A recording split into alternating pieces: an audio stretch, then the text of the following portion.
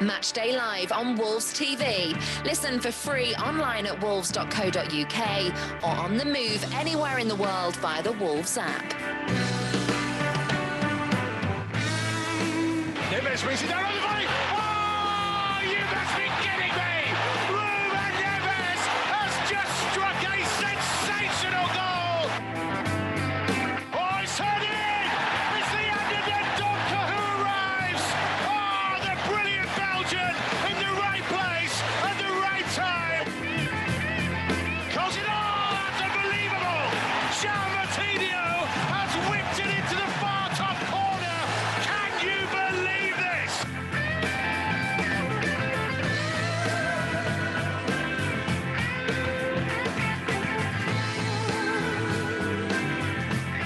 A very good evening. Welcome to Wolves TV Matchday Live Extra. I'm Mikey Burrows. Alongside me, as ever, is the Hall of Famer Andy Thompson, and also joining us from home for this evening, the former Wolves captain Sam Ricketts and the former Wolves goalkeeper, Nigeria international, and all-round absolute legend that is Carl Ikeme as well, although something's gone on with his camera. We can't quite see him at the minute. He'll pop up again in just a second.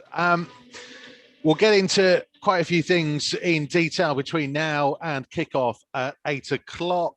We'll also be talking to the former Liverpool man, John Barnes, and the last man to score a league winner for Wolves against Liverpool, Stephen Ward, will join us before kickoff as well. The team news is in, and there is one change from the side that started at Aston Villa last time out. Willy Boly is back into the starting lineup. Leander Dendoncker dropping to be amongst the substitutes. So Boly comes in to join Conor Coady and Romain Saiz in the back three.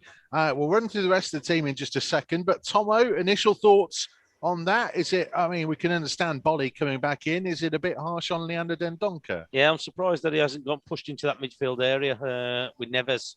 I know Martinho and Neves have played well in that middle, but so we're coming up against Liverpool, probably that physicality that Dendoncker can offer, and also as well getting into that box. So I'm just a bit surprised that he hasn't gone into there. Boly coming back though, Sam Ricketts. I mean, you know, for many supporters, he is Wolves' strongest out-and-out defender. They will hope that he is past these hamstring issues now, and they can get him all the way through to the end of the season. Yeah, he's the only real out-and-out defender. I think it's good to see him back in. He's a good presence. He's a good size for any aerial duels. But he also has that defensive nous, really. The amount of blocks he makes from blocking shots from opposition cutbacks and crosses. It's a name which I always love to see on the Wolves team sheet, and he certainly adds to it. Dendoncker's done well there. Romain Saiz does well. But Boly, for me, is the one which he has to be alongside Codes, and we're a far better backline with him in it. Carl Ikeme, perhaps a big decision that we talked a lot about after the Villa game was who was going to start as the main striker up top, Willian Jose or Fabio Silva. Nuno has stuck with Willian. I know there were a number, including yourself, that thought it might have been an opportunity for Fabio tonight. Yeah, I think Fabio's done well when he's come on, but maybe the break between games has maybe changed his mind of going with William and not maybe needing to change it. I think Fabio might be a little bit disappointed not to get the opportunity, but you know, we have done a lot better since William has come in, even though he's not provided the goals. I think we have looked a better team with him in the side, and the results have shown that as well. So I'm not going to start screaming and crying about it, you know. But I felt that Fabio might have got a chance, but all the same, I'm happy to see William get more game time and hopefully he can break his duck for Wolves. It is that situation, though, isn't it, Tomo, where the longer this goes on now without Willian getting on the score sheet, more and more people will ask the question as to whether Fabio deserves his opportunity, because I think we all agree that Willian is doing a specific job for the team. When he first came in, he had some decent efforts and was denied by very good saves. Doesn't quite seem to have been the case in the last couple of matches. No, it hasn't. And again, saying no, nobody more than he will be saying, well, I need to score goals. And that's what he was brought in for. Well, Jimenez is out. So, look, he was brought in to supply goals and also give us that experience up front. And he has shown that. He has shown that with his link-up play and being that main man up front. But, again, we all know that strikers are going to be judged on goals. And the amount of effort that he's had, okay, he probably could increase that, but he's got to score. He's got to start scoring. He's got to try and get into the back. So I think we mentioned it last week against Aston Villa, where there was an opportunity for him to get into the box, and it should have been a sprint. And for me, we've got to give that little bit more of an ambition just to get into that box, and that's what it's all about, having that desire to try and get on the end of things. And that for me is just something that he's missing as well. Well, that was a situation where I thought he was making a good run to draw a defender, but Sam Ricketts pulled me up and said, no, he needed to be the man in the centre, Sam. I just thought he should have sprinted. I think, is it one with like Fabio, more or less like Nuno's taking Fabio out of the firing line, come with a big price. Right, we'll take you out of the firing line. We'll bring you on for the latter stages of the game, whether it be 10, 20 minutes or so. Come on, enjoy it. It's easier coming on as a sub. Get some confidence, get going again. And he's probably opening for him to get a couple of goals. He had a great chance against Newcastle and didn't quite take it. So is it one which, right, at the minute, neither are really scoring. So we'll use William Jose more experience and try and get Fabio up to speed in the last 10, 20 minutes or so. This game, by the way, we'll get to the full team news in just a second. We'll run you through it all. But this game is the Wolves Foundation dedicated Feed Our Pack match. And honestly, the response has been superb so far. I think they are past £30,000 in match ticket sales just for this game raised from it. If you want to get yours, get your hands on your virtual ticket. And the money is so important, going towards some really important causes to help feed those who are most in need. And we have all contributed. I've got my virtual ticket. Sam, Keems. My ticket's massive. Even Tomo, yeah. You must have donated more than us, Keems. That's why. But Keems, you know a little bit about some of the work with the Good Shepherd that gets helped out by these sorts of things. And it's lovely to see people dipping into their pocket at a tough time and trying to help out those who need a little bit of support. Yeah, it's amazing. I've seen that the Good Shepherd put a post out recently about donations. I think there was after some rice or something like that. So it tends to slow down at this time of year as well. So it's really timely. They normally get a big rush for Christmas, and then March time they start to run out of their supplies for Christmas. So it's a really important issue, and obviously with everything that's kind of gone on in the last year, people have felt on difficult times that might not have been expecting to, and there's been a problem before this pandemic happened as well. So it's just it's a really important cause, and it's great for the club to highlight that, and great for the fans to really help out and buy into helping this great cause. I'd like to make a point there, because football gets a lot of negative press, but this is something which is so huge and makes a huge impact to so many people. And this is the beauty of football, isn't it? A community club, supporters get behind the club and make a big impact in the local area. Definitely, and I think Wolves do have a great track record of that in the local community. Since I've been at the club, they've always been heavily involved in the community, and this is just another project where they're continuing their great work. Yeah, and without wishing to make Keems blush, he's not the only one, but to go and do what Keems is doing with the Good Shepherd, and I know there have been a number of players down the years. Aaron McCary was also always very much involved in that side of things as well. Carl Henry is an ambassador for the foundation these days too. About 1,500 meals were distributed to families ready for during the February half term, and that figure is going to be doubled for the Easter half term as well. So if you want to help out, if you can help out, and we understand that it's not easy, and there are some people who simply can't, but if you can spare a bit of money, head to the website wolves.co.uk and check out the social media details as well. The figure, I'm told, has gone past £30,000 raised just from selling virtual match tickets for tonight. There's also been a number of shirts that have been on sale with the special logos on as well. So I think there's been over 200 of those have been sold, and there's been a massive figure on the Just Giving page as well. So we are close to and in and around £70,000 from this match alone, which really will massively help out those who are really in need. So thank you very much for everybody who has contributed and will contribute to the Feed Our Pack virtual ticket campaign, which of course Feed Our Pack campaign will continue on as well. So thank you very much indeed. Let's get into the game then, because we look towards a Liverpool team tonight who have a familiar face, Andy Thompson, in Diogo Jota, who we know all about him. We know what he achieved at this football club. It's about stopping him tonight. Yeah, it is. So look, he's had a good start to his Liverpool career. Unfortunately, he just got injured, didn't he? Put him out for a couple of months. But it looked like everything that he did was going in the net for Liverpool. And to be fair, in a time when Liverpool was struggling to score, he seemed to be the talisman who was getting the goals. And look, we know all about him. We know what he offers to a team where he's got that power. He's very direct, but also as well, he can finish. And again, I know he's gone for a bit of money, but I think they've had a good buy from him for me. And we just got to be careful with him. Just got to be very careful.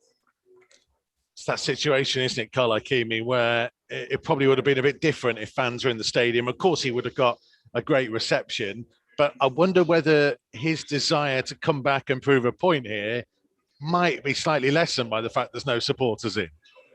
I don't think so. I think it would have been nice for him to come back. I think he would have got a great reception. I hope he would have anyway, because he did do well for Wolves, and I think he left on great terms. But I think he would have liked to come back to see the fans and build an atmosphere. But I don't think it will dampen anything that he wants to do tonight. I think he's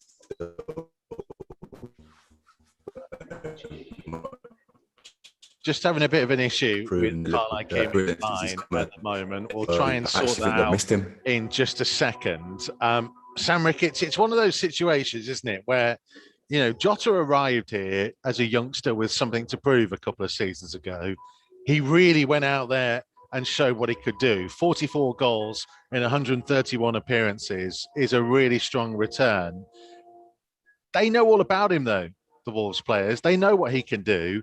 Are they perhaps best placed to try and stop him?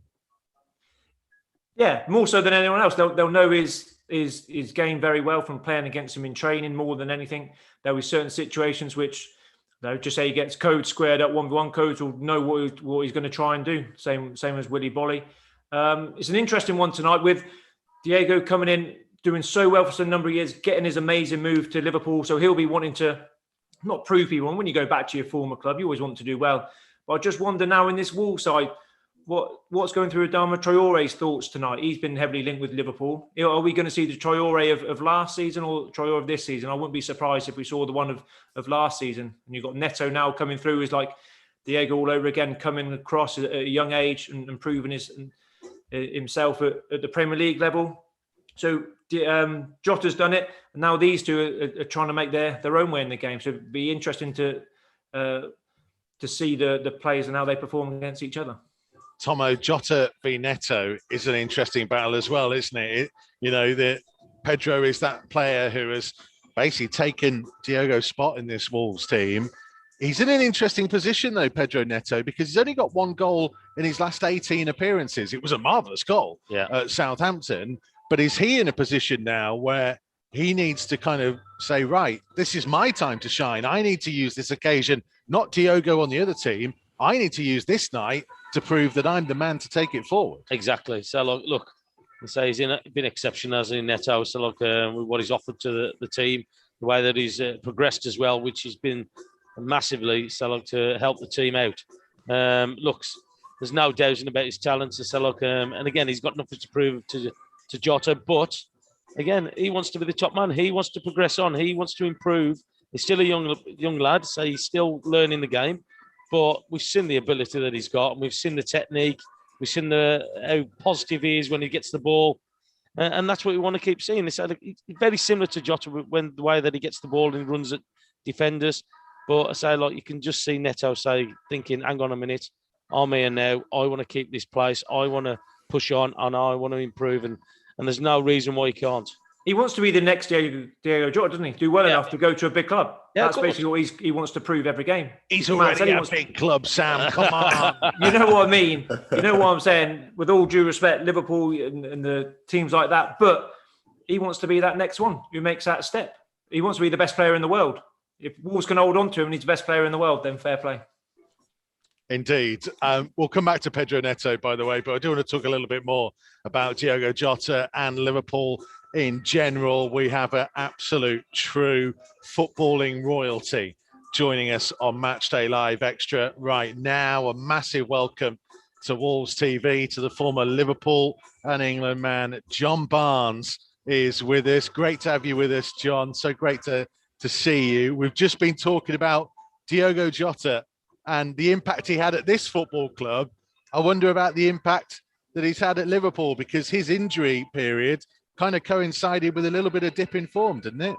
Yeah, he's had a huge impact. Obviously, he started off really well, then he got a bit of an injury. Liverpool haven't been as consistent as they were last year, but he came and hit the ground running. And you know, I'm not saying that the inconsistency is because he isn't playing, but he's had a great start, and I'm glad to see him back. And you can see how sharp he was in the last couple of games since he's come on. So hopefully now, obviously from Liverpool's point of view, he can help us.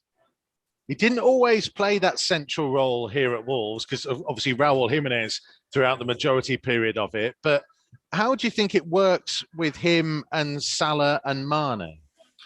Well, of course, I don't necessarily think he will play the middle role, because, of course, there'll be times that Mane ends up there. There'll be times that Salah ends up there. I think with Firmino, he plays down the middle and the other two play wide. But I think with these three, you'll have much more movement.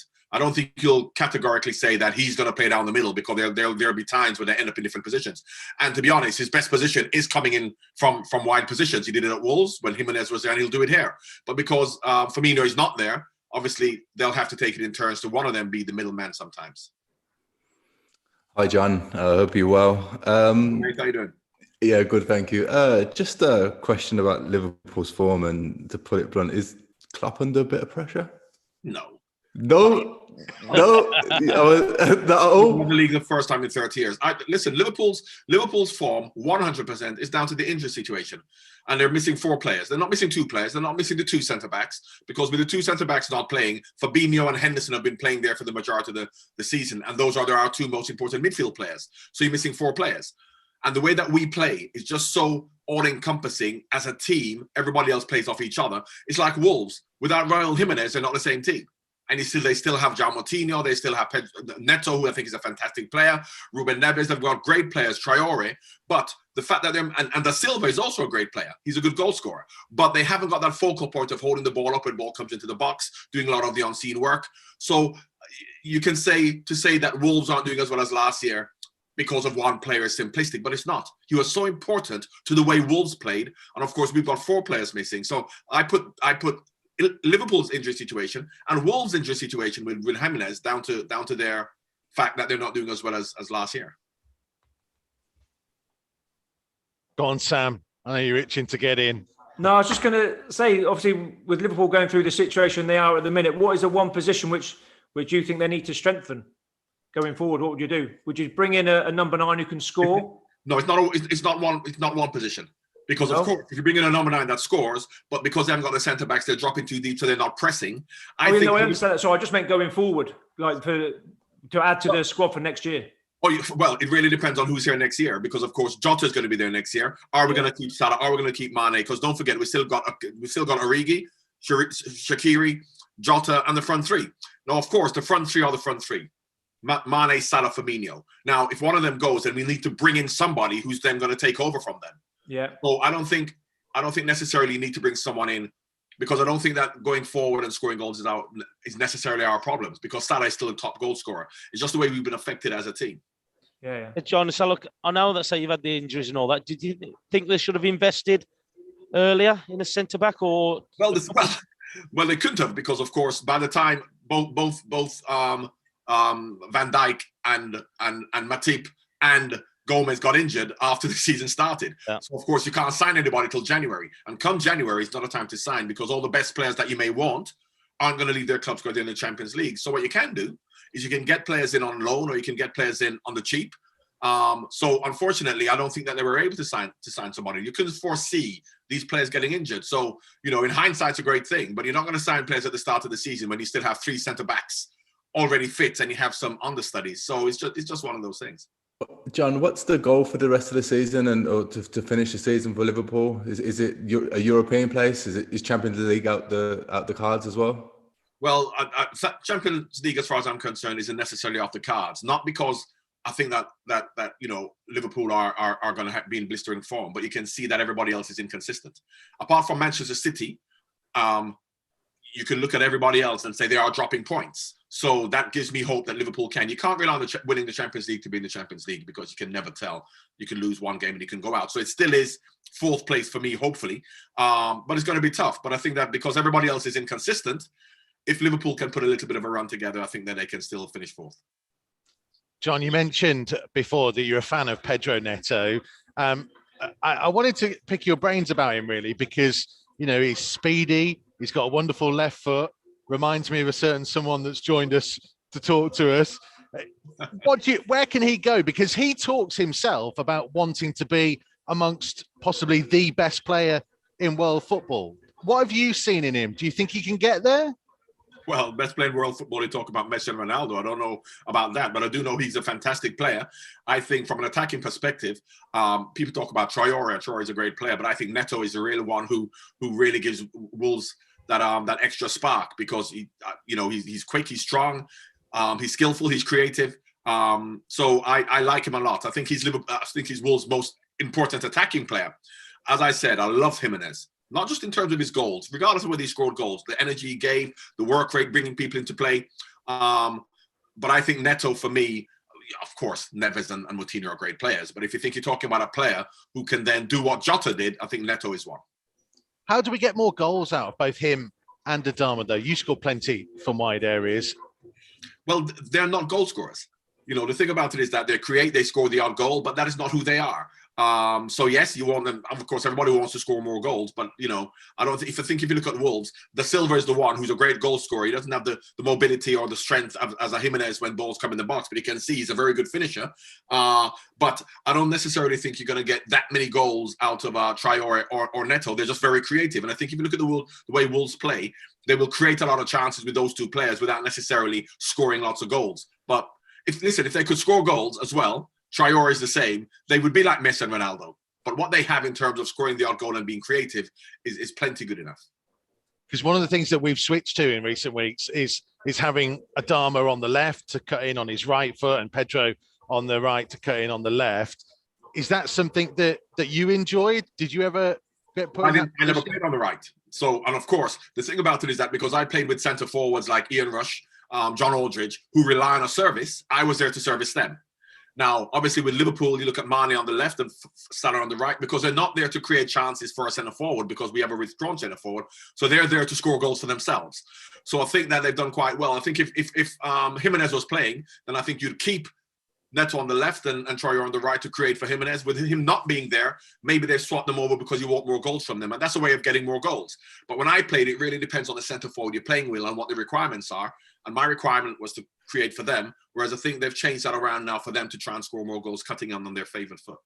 So it's almost about them being seen as an attacking unit all the way across the front. It's them being seen as being the goal scorers, as Salah and Mane are. Salah and Mane, as much as they're playing wide, they are the goal scorers because they're coming in on their stronger foot. Now, as I said, with Jimenez, maybe one was going to play on the left, Neto to create crosses for Jimenez and Traore on the right. But now that he's not there and Da Silva's a different type of player, they've swapped over for them probably to be a bit more productive in front of goal. What do you think about tonight? What's your gut saying, John? Well, listen, since the pandemic has started, I've given up making predictions because, of course, the bookies have just taken money off everybody. So who really knows? You know, from Liverpool 1 week to the next, you see them in Europe and you see them on the odd occasion. And then, of course, when they're playing at home against other teams they don't do well. So I can never tell, but I always go for a Liverpool victory.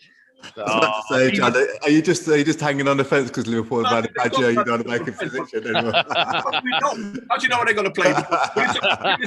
Would it surprise me if Wolves beat Liverpool? No, it wouldn't, because this is the way the season's gone. But would it surprise me if Liverpool put a performance and win 2 or 3? That wouldn't surprise me either. How have Wolves been doing at home? Pretty decent. Decent. I tell you what, John, the reason why I'm so glad that you came on is because so many times we have someone on to give the opposition view, and they always say, well, I know I'm on Wolves TV, so I might go for a draw. And you went, no, I'm going for a Liverpool win. And I respect that from you, John. I actually said I haven't got a clue. That's what I said. They pushed me to go for a Liverpool win. And you know what? Even without a pandemic, I hate giving predictions because we really don't know. Never mind, we're footballers and we played before. How the hell do I know? It could be 3-0 or 2-0 or 1-0 or 4-1, or you don't know, do you? So just being honest. Okay, then if you won't do tonight's game, what about your team in the 80s versus this team versus Klopp's Liverpool? What I always say, and Sam, you'll know exactly the same, depending on what rules we're playing. If you're playing 90s, 80s rules, whereby a broken leg is not even a free kick. And if we're playing modern rules, they'll beat us 5. Imagine Steve Bull playing now. John Barnes, really appreciate your time tonight. Thank you so much for joining us. Stay safe and well. Look after yourself. Thank you. Cheers, John Barnes here on Matchday Live Extra this evening. It's great, isn't it? And listen, I think it maybe gets overlooked sometimes, Keems, the fact that, people will look at, from Wolves fans' point of view, will look at Wolves and the season we've had and assess it. You look at a team like Liverpool, who were miles away from everybody last season, and a couple of injuries and everything that's gone on around the pandemic as well. It's affected lots of teams in different ways, and they are no different to Wolves in that respect. Yeah, I think they've had terrible injuries, Liverpool. 2 important players. I disagree with John a little bit. I believe that they are underachieving still, even with the players that they've got out. I think to be at 8th in the Premier League for Liverpool is not a good season, especially after winning the league. And looking at the side, obviously it's not their strongest side at the minute, but they've still got world-class players who can win games all over the pitch. So I think it shows that any team misses their big players, and Wolves. I think goals are always the hardest part of football, is to score goals, and I think that's where Wolves have missed out with Raul. But I think they've had their goal scorers fit and firing all season. I know they've had their centre backs missing, but I think they have struggled this year, and I think I said it tongue in cheek, is he under pressure, but they are 8th after winning the league and winning the Champions League. Keems, you're right. They just can't score, can they? Yeah. Salah's been playing, Firmino's been playing, Mane's been playing. They just haven't been able to score recently. The amount of games they've lost, like 1-0. You shouldn't be losing 1-0 at home to Fulham, should you? Not getting a shot. It's exactly that, Sam, isn't it? I think they've got reasons why they're not challenging for the league, but they've got no reasons why they shouldn't be challenging for the Champions League. Yeah, definitely. So is this a good time to play them or not? Yeah, I think it's a great time to play them. Looking at their team sheet as well, it's not the strongest Liverpool team we've seen for a while as well. So I think it's a great time. I think they're really fragile. Yeah, really fragile. They're not confident. They're not free flowing either, are they, Tomo? When I watched them, I think that they've struggled to create opportunities for me. So look, I'm hoping it's going to be the same tonight. But when I've watched them play, they just seem like they're getting to that front line, and the 3 that scored the goals all the last 2 seasons really. So just struggles, and again, I know they're going to be a threat without doubt. So with the quality that they've got, but I just think if you can get at them, you can cause these a major problem at the back. So how do we get at them then? Because we're talking to John there about Adama Traore and Pedro Neto and coming in from either side. It's clearly, they've been decent in recent games, but they're not really producing much for Willian Jose up top. Yeah. But I think also as well, they've always relied on their fullbacks for their creativity on those wide areas. I know they've got the 3 up front that score a lot of goals, but they've always relied on the 2 fullbacks. If they can, Neto and Traore, if they can push those 2 fullbacks back, that's gone. Their supply's gone, and that's what they've got to try and do. If we can try and push them the other way, I think they're going to have a problem. but also as well. So look, I think in that central defensive area, I think they're vulnerable as well. I think that if you can get at them, so look, you can cause them a big problem. So it's, for me, I think that it's all about just making sure that we try and push them back the other way rather than allowing them to come forward and dictate the game. I think back to the game last year. I came to the game last year and I think Liverpool won 2-1. There's a real late Firmino goal. I don't know if you remember, Mikey, you probably remember, Tomo. But actually, Wolves were so unlucky in that game. I thought they were excellent. It was only Liverpool had an aura about them at the time where Liverpool they just expected to win the game. They kind of like found a way. And the amount of times Van Dijk just got his big toe in the way of a final pass or a shot or something, and they've lost that. And this year, I think they're just there for them. If they go for the throat straight down the middle of the team, I think both centre backs are shaky. If Tomo's right, if the fullbacks do go forward, you'd nearly half let them go and say, right, wing back, deal with that, and Neves or Martino come over and just let them break on the centre back, or whether it be Fabinho, because they'll have the Neto and Traore have the beating of pace of anyone. Do you think that also as well, because they haven't got those two quality centre halves where they would allow the fullbacks, because the two that exceptional at defending, that they could get away with it, that they can't anymore, and that's how they're getting found out. Yeah, probably. Can't allow. Because the centre halves can't defend 1v1. Yeah. You wouldn't run Van Dijk, you wouldn't run Gomez because they were so quick. These, I think you can. So you're probably right there. They've got a little bit more protection around them. Bit more old-fashioned, where your centre halves is telling your fullbacks to come in tighter, protect me a little bit more. And this is nullified their attacking play. Is that why, Keems, there was maybe a bit of surprise that Dendoncker didn't move into midfield? Because if Liverpool are going to be hanging back to protect that back line a little bit more, it means if Wolves can get into them and play at that little higher tempo that we saw maybe second half at Villa, pressing higher a little bit up the field, that's the route to cause Liverpool some issues and dominate centrally.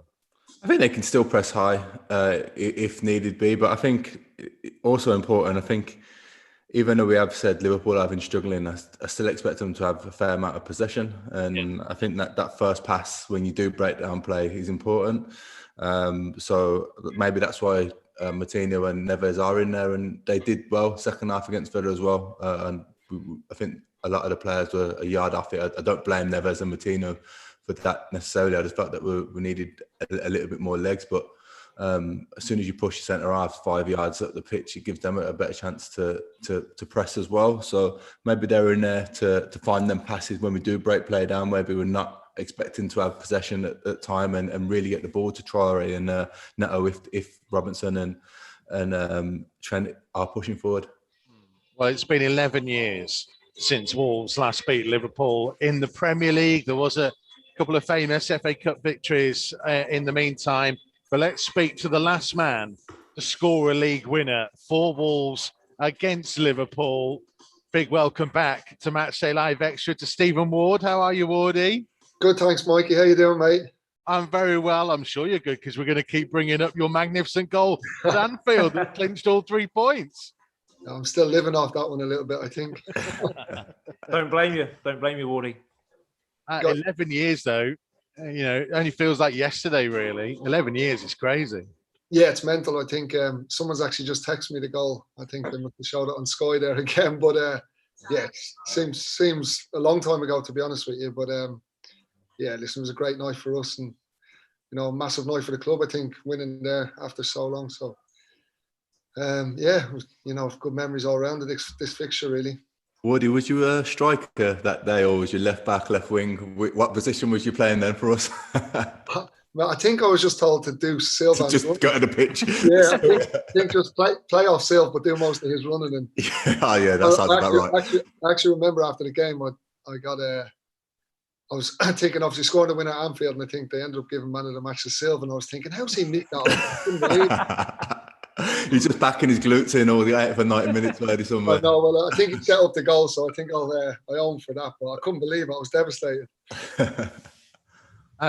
It's a situation, I guess, for Wolves at the moment. We were just chatting to John Barnesworthy before you came on about Wolves in the wide areas and China, maybe the difference between should we look at them to get goals or are they simply there to provide? You, as Keems mentions, operated in a number of different types of these roles. What's your view on it? Pedro Neto and Adama Traore, do they need more goals from them or they simply need to be setting up more?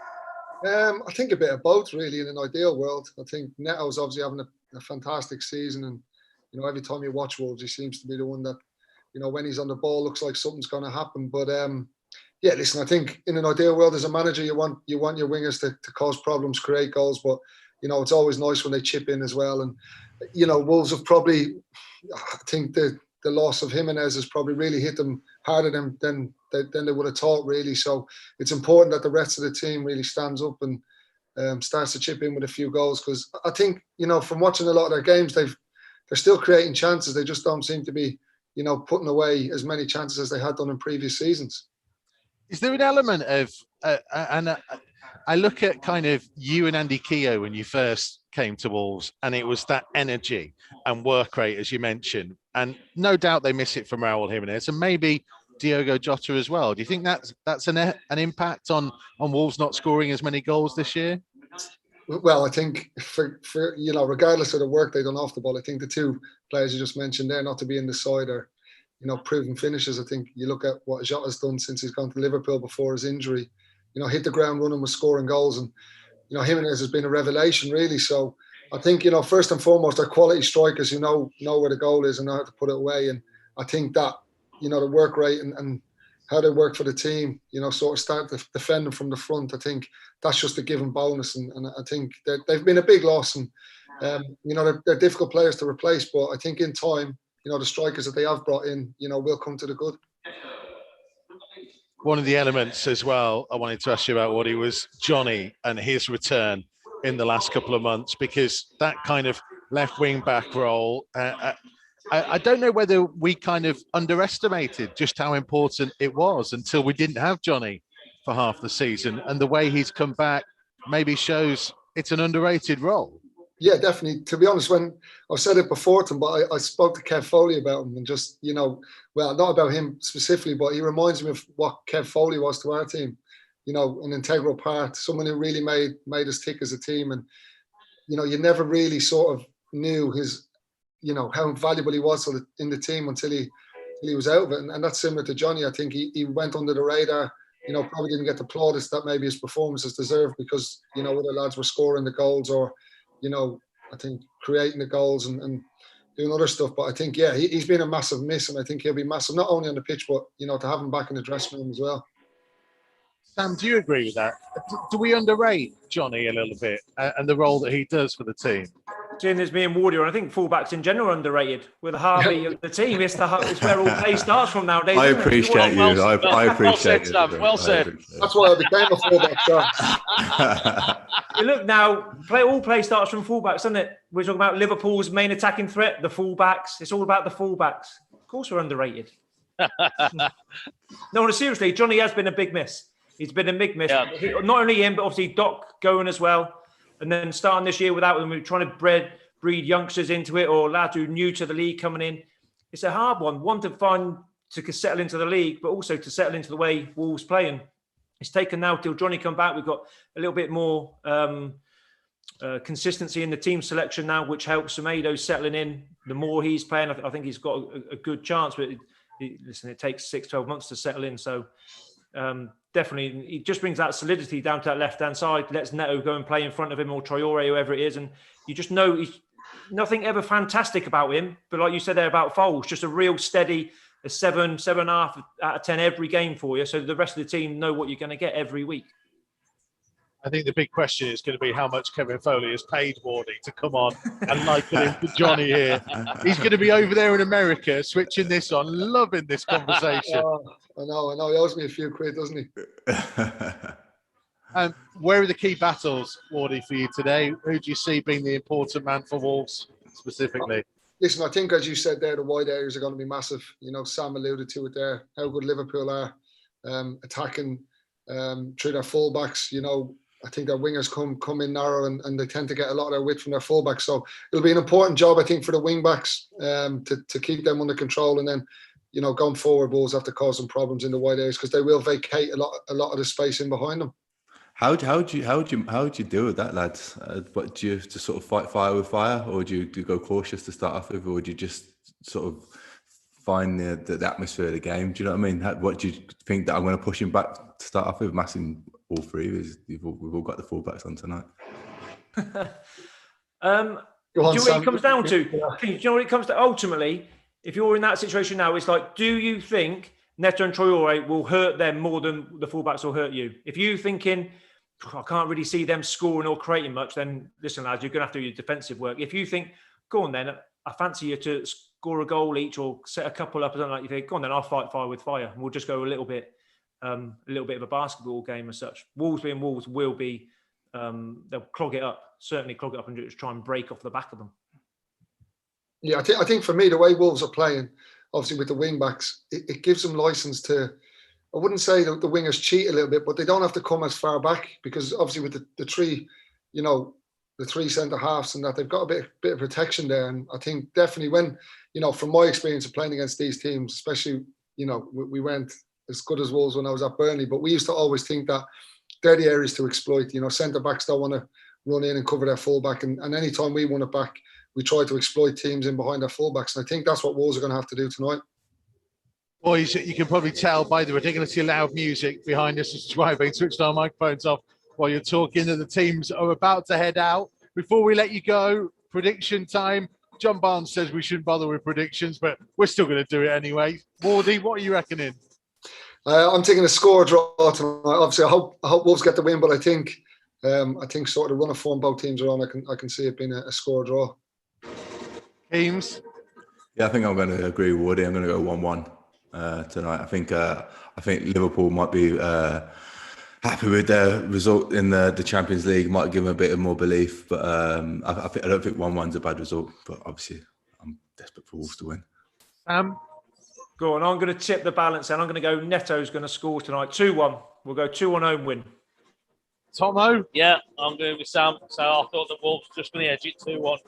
Tomo was never going to say anything different, was it? Yeah. Well, I'm never doing the other way, am I? Definitely not. And thank you for leaving 1-0 free for me. Yeah. Thank you very much, Stephen Ward. Great to see you as ever, my friend.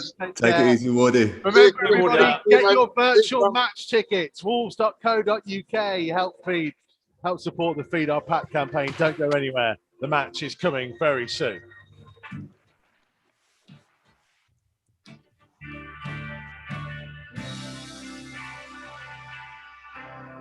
Matchday Live on Wolves TV. Listen for free online at wolves.co.uk or on the move anywhere in the world via the Wolves app.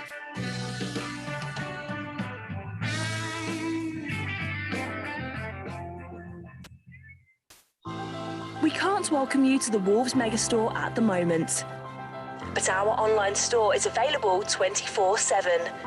Visit shop.wolves.co.uk for huge savings on replica kits, training wear and exclusive Wolves clothing ranges. The Old Goal Club has a new series, My Golden Game. Speaking to former and current players, coaches, managers and fans of the matches that meant the most to them. It's a club who I have in my heart, and I always keep following it. I'd been back to Molineux on a few occasions, and I never got a good reception, and that hurt me a little bit. Not that I thought I deserved better, but maybe because of those two games against West Brom, where I scored 4 goals in 2 appearances. Check out the series so far, featuring the likes of Jodian Lescott, Kevin Doyle, Neil Emblem and Dennis Irwin. I was absolutely delighted when they came in for me, and even more so when after having a tough first 4 or 5 months that we were on a bit of a roll and ended up playing in this fantastic game.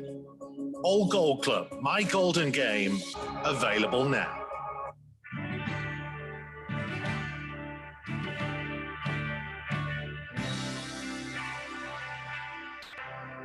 Matchday Live on Wolves TV. Listen for free online at wolves.co.uk or on the move anywhere in the world via the Wolves app.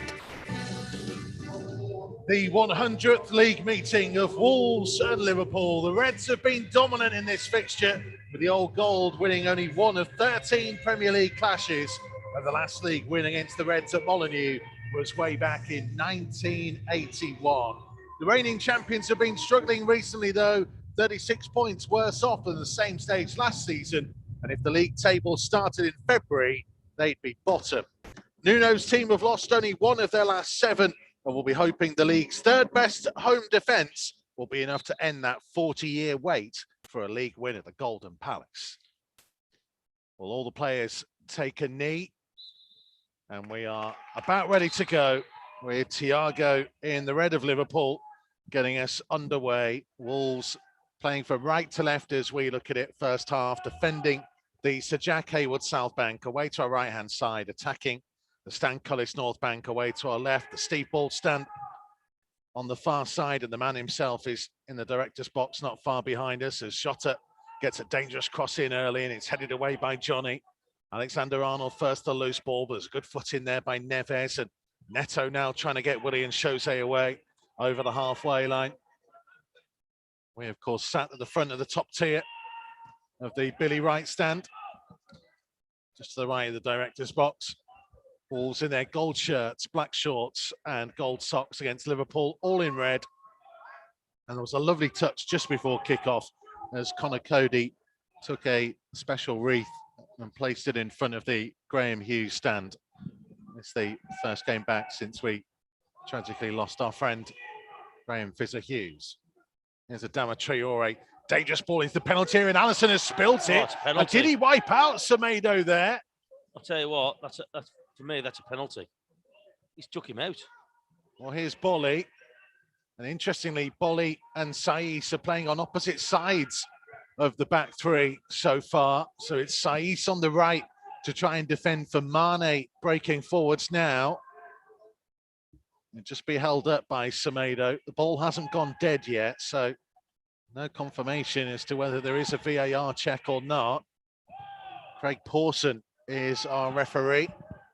And the last time he was in charge of a Wolves game, it was rather eventful.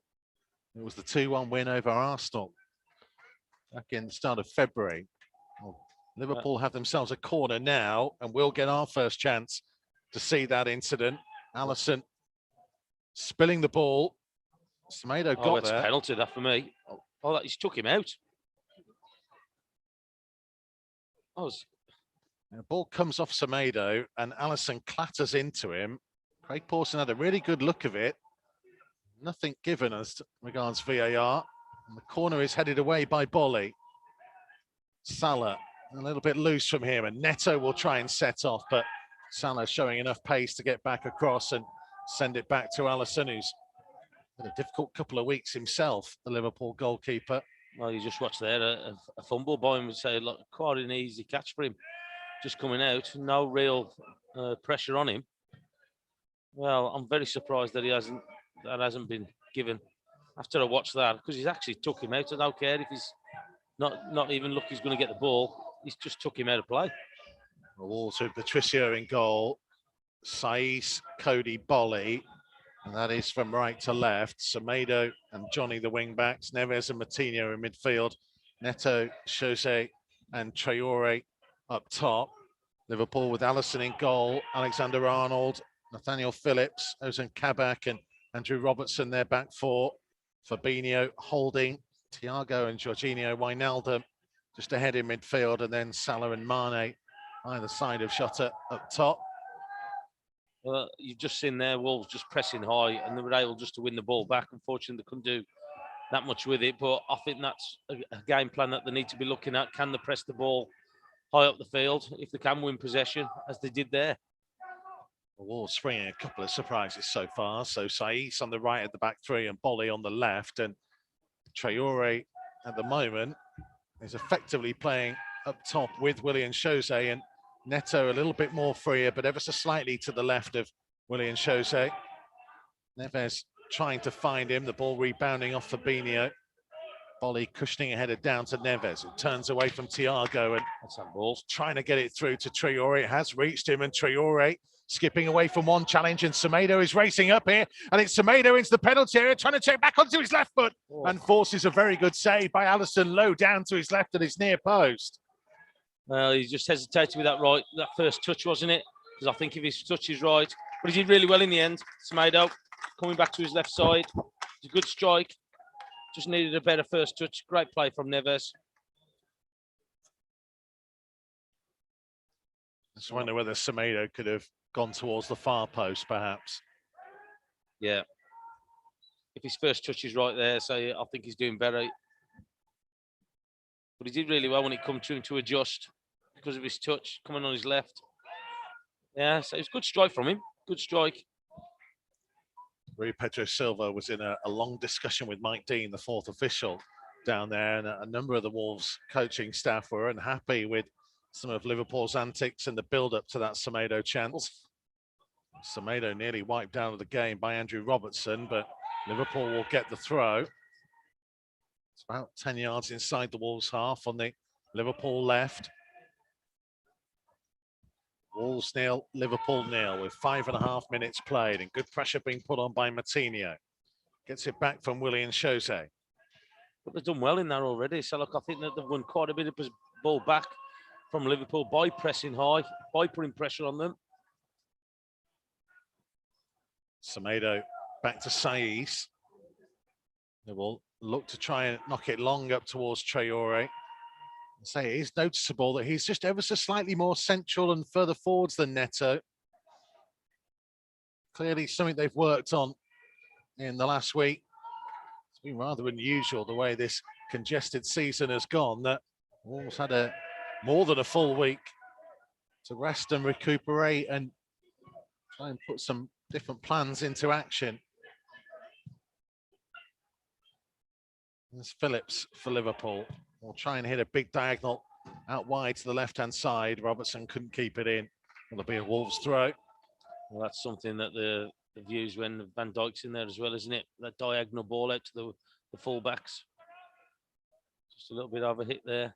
But again, so look, I think that Wolves have started pretty well. So look, they've been able to press Liverpool. Liverpool have given the ball back.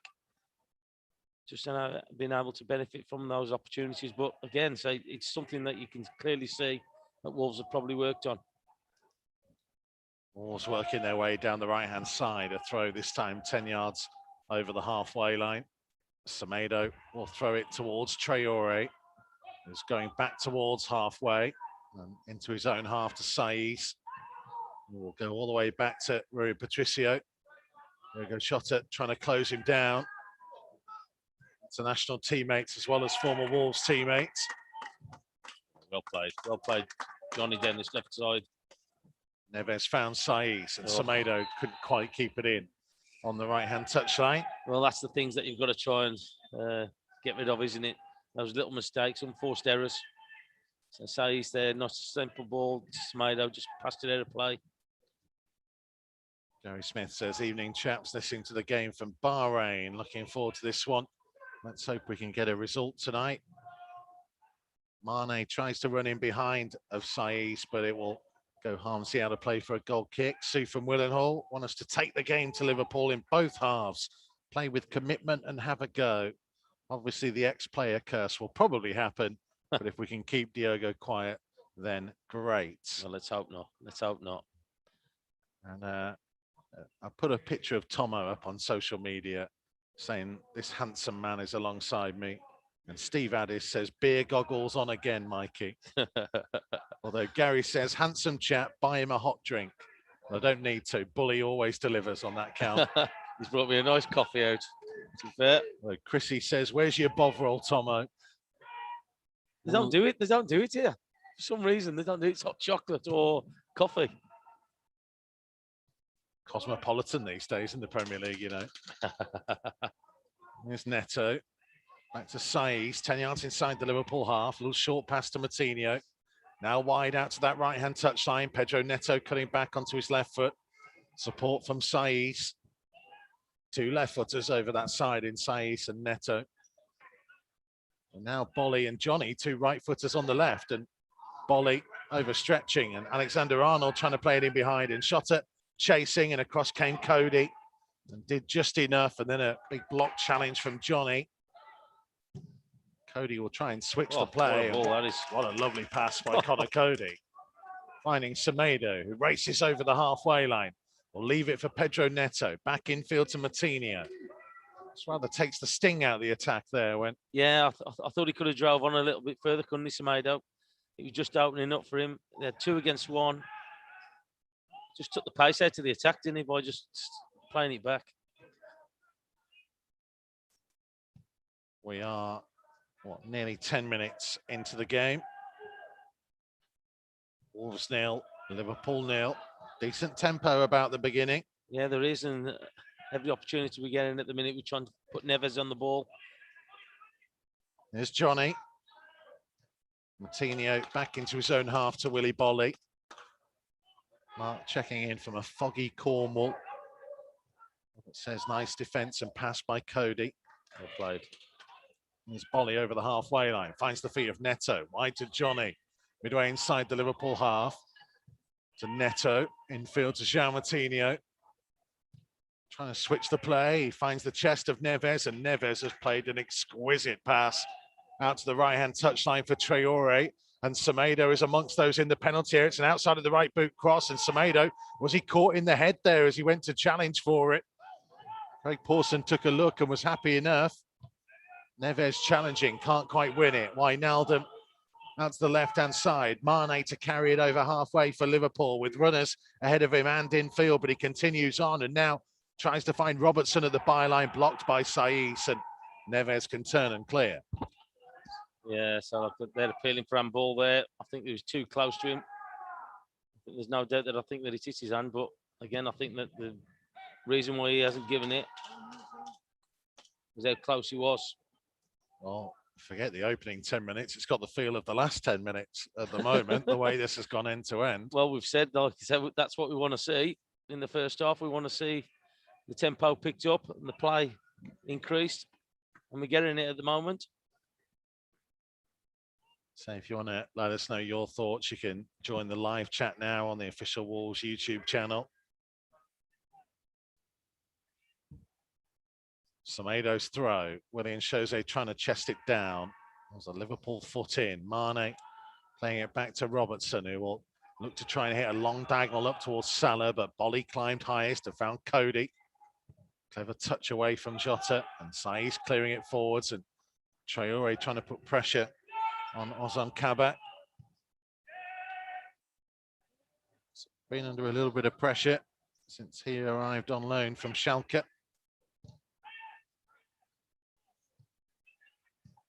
Thiago back to Nathaniel Phillips. The talk of as a youngster, but he is 23. Yeah, it's just that he hasn't had much experience in this Liverpool team, has he? Well, here comes Mane through the middle. Mane trying to go on the outside of Rui Patricio. It's just forced a little bit wide. Mane trying to strike, and Saiss did well to block, and Bolly can try and get the ball clear. Well, it came from pretty much nothing. And Wolves just caught a little bit napping and unaware. And Mane suddenly found a gap and tried to exploit it. Well, I think that Patricio's done absolutely brilliant there. He's been able to force him wide. There's Alexander-Arnold in an advanced position. Ball played infield to Wijnaldum. Now Thiago, heavy touch, and Martinho challenged. And Martinho was caught, but Neto is setting off, and Wolves have 3-on-2. It's Willian Jose to the left-hand side. Neto through the middle. Traore is there. Here's Adama Traore. Just miscontrols it in the penalty area, and it allowed Kabak to get across in front of him, and Liverpool to clear the ball away. Well, Martinho's still down, rolling round. And I think the Liverpool players are a little bit annoyed that Wolves didn't kick it out, but the play is stopped to allow João Martinho to get a little bit of treatment. It was Thiago that went in on him. Yeah, he's just caught him, hasn't he? I don't think there was any malice in it, but he's just caught him. On top of the right boot, yeah. Maybe slightly higher, just onto the ankle. Yeah, it was both committed to the challenge, weren't they? Will VAR take a look at that, perhaps? Not for me. Then again, so you know what VAR are going to award to you. So, but it's not for me. I think they're just both committed. But I think Patricio's here has done brilliant. Well, this is the opportunity that Wijnaldum just helped on, and Mane got into between the gap between Saiss and Coady. Yeah, he forced him really wide, didn't he? Good block. Semedo and Saiss did well, but I think that's come from the goalkeeper. I think the goalkeeper's done well just to force him wide. You maybe need to give credit to Mane as well, because we've seen plenty of strikers throw themselves over in that type of scenario. Well, in the last week, we've seen a couple of strikers who've stayed on the feet, haven't they? Patricio did get a hand on the boot of Mane, and he did stay on his feet, so yeah, it was right to give him credit. Well, we've seen Foden as well, haven't we? Where he's been tackled and he stayed on his feet. So, fair dues to Mane. Decent game so far, this. It is. Both teams are going for it. We always say we want to see Wolves playing with tempo in that first half, and we're getting it. Wolves are starting to knock it around. So, like, I just thought that William there, when he's come back to Traore and just pulled it back, I would have liked him just on the outside. There was 3 against 2 at one stage. Maybe just play it into the path of Neto, running onto it. He had a few options. He's had a new hair colour, hasn't he? Jimenez. Yeah, Raul Jimenez featuring a bleached blonde look as he watches on. Reminds me, Ed from Reading has been in touch asking how long since my last trip to the barber's, Mikey, and laughing emoji. How dare you? What's he trying to say? Lockdown is taking its toll on my hair. Here's Pedro Neto out towards halfway. Matinho is back on and appearing to be okay. So they can't wait for the barbers and hairdressers to be open again. Maybe I'll go for a Raul Jimenez look. Blonde hair. Oh, that would be funny.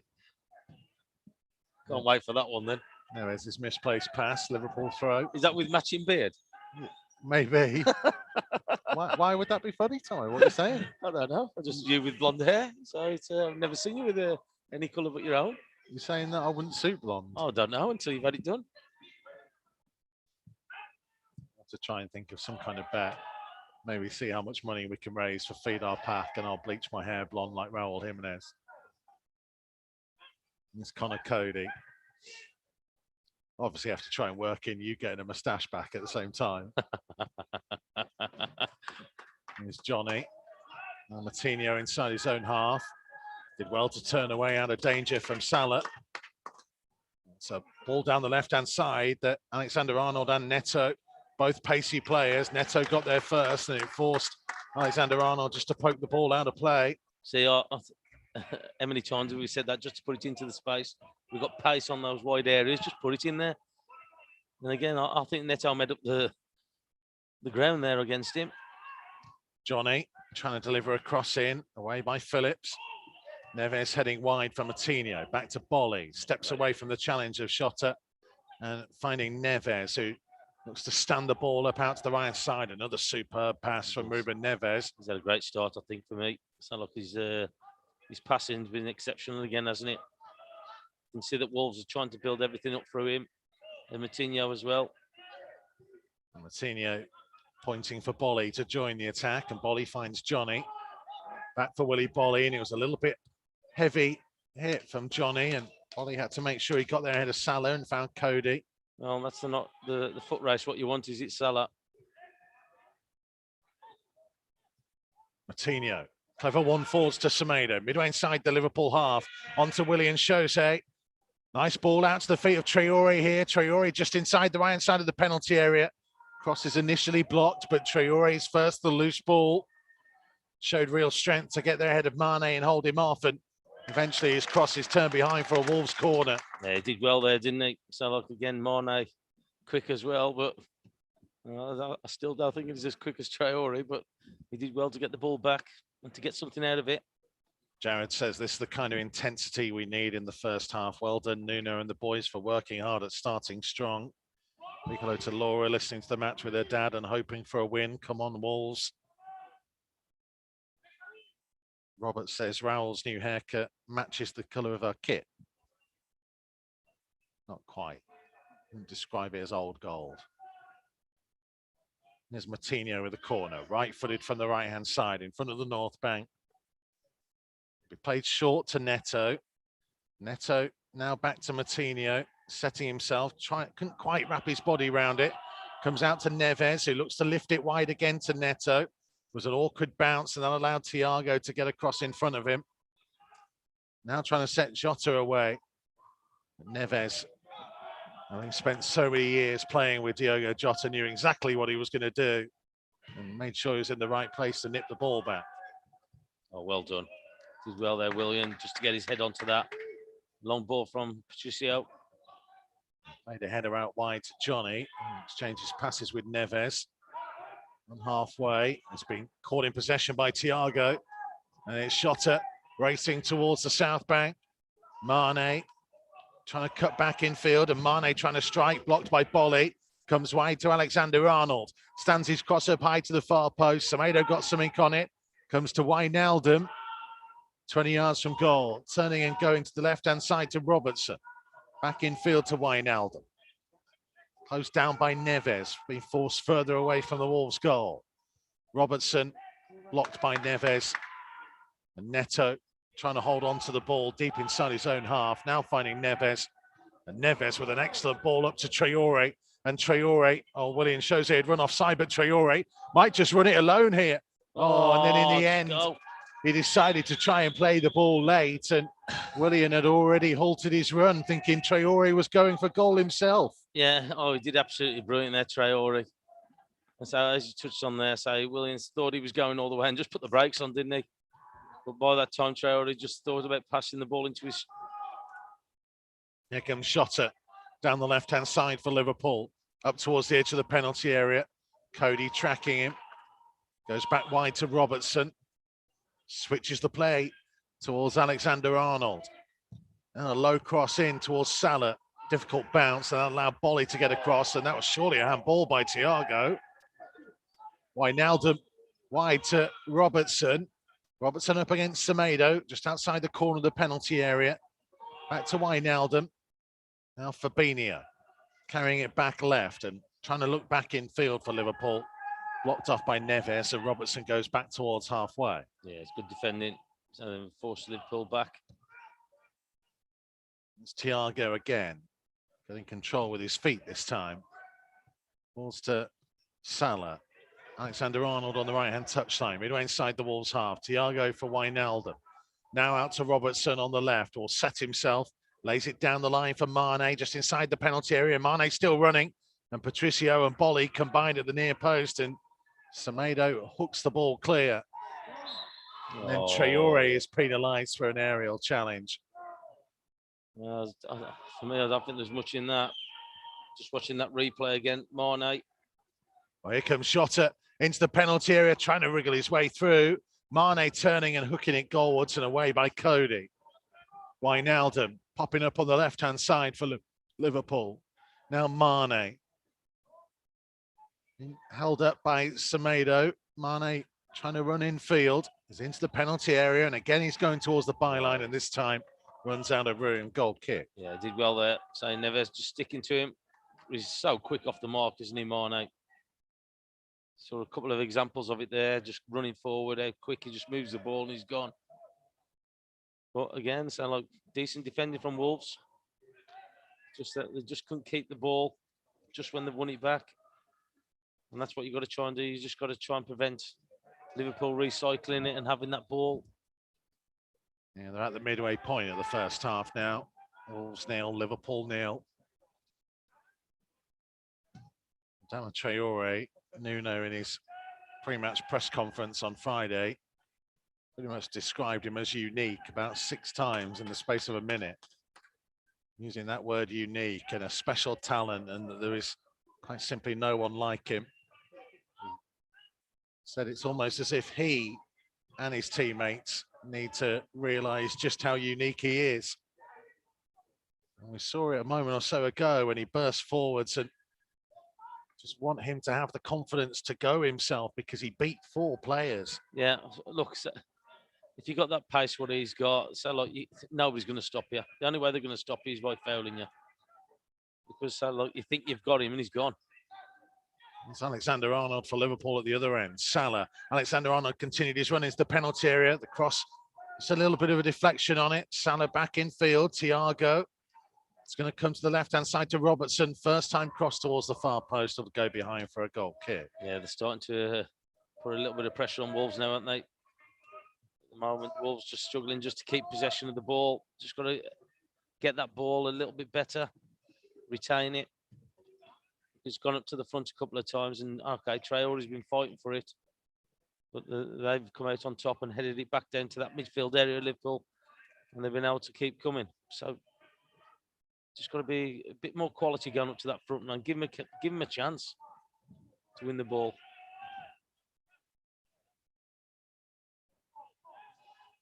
Wolves nil, Liverpool nil. Wolves, you might not quite believe it, are dominating possession at the moment, 53-47.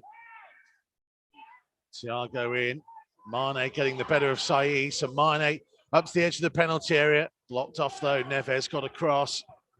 Saiz up early towards Traore. Fabinho, oh, that was a crunching challenge by Fabinho. Free kick, Wolves on halfway. Well, it takes something to shrug Saiz off the way that he did Mane, but he did it. And again, he said that Saiz just tried to win the ball, just nip in front of him, and he just edged him out. Just got to be careful. Some good defending from Wolves so far, though.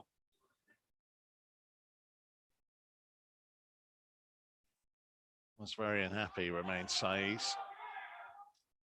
There's Coady. The two appearances for Liverpool. Moving on. Semedo hanging one forwards. Alisson, oh, now he's very close to the edge of his penalty area there, Alisson. Yeah, you could see what Semedo was going to do, but like I think there was other opportunities there for him just to keep the ball. I was going to say, if it doesn't come off as it didn't then, so like Liverpool are able to get out. Robertson being pressed all the way by Traore, and Alisson under pressure from William Jose. Well done. Slices his clearance. Traore's kept it in on the right-hand touchline and back to Saiz. That was good pressing there. So look, again, working as a team, putting pressure on Liverpool's defence. In the end, Alisson, mishit his left foot? Didn't even make the touchline.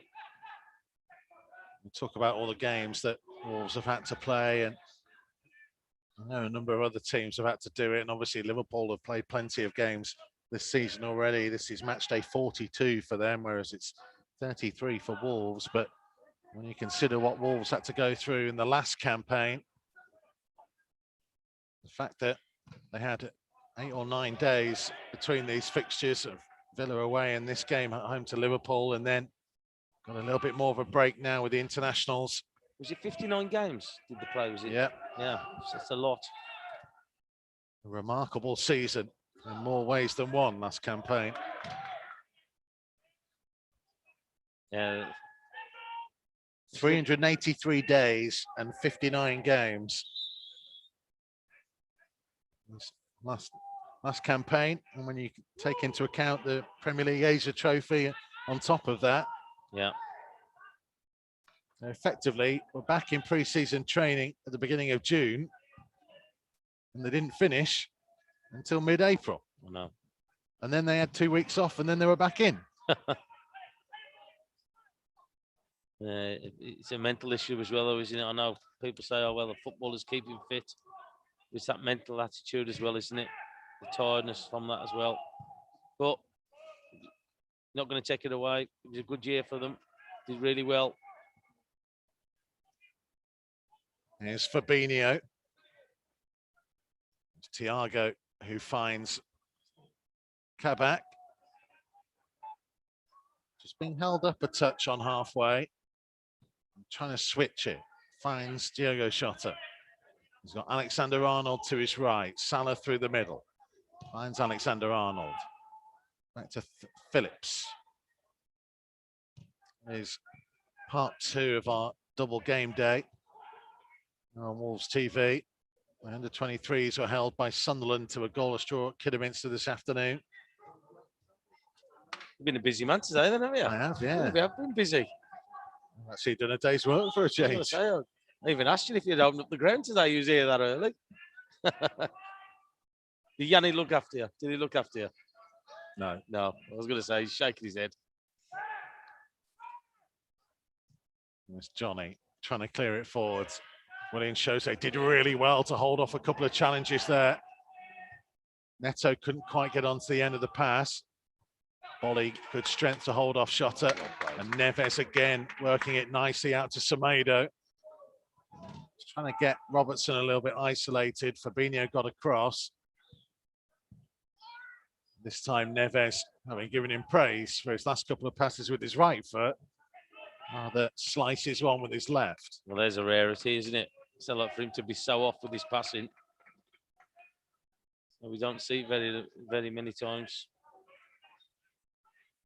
Possession is back at 50-50.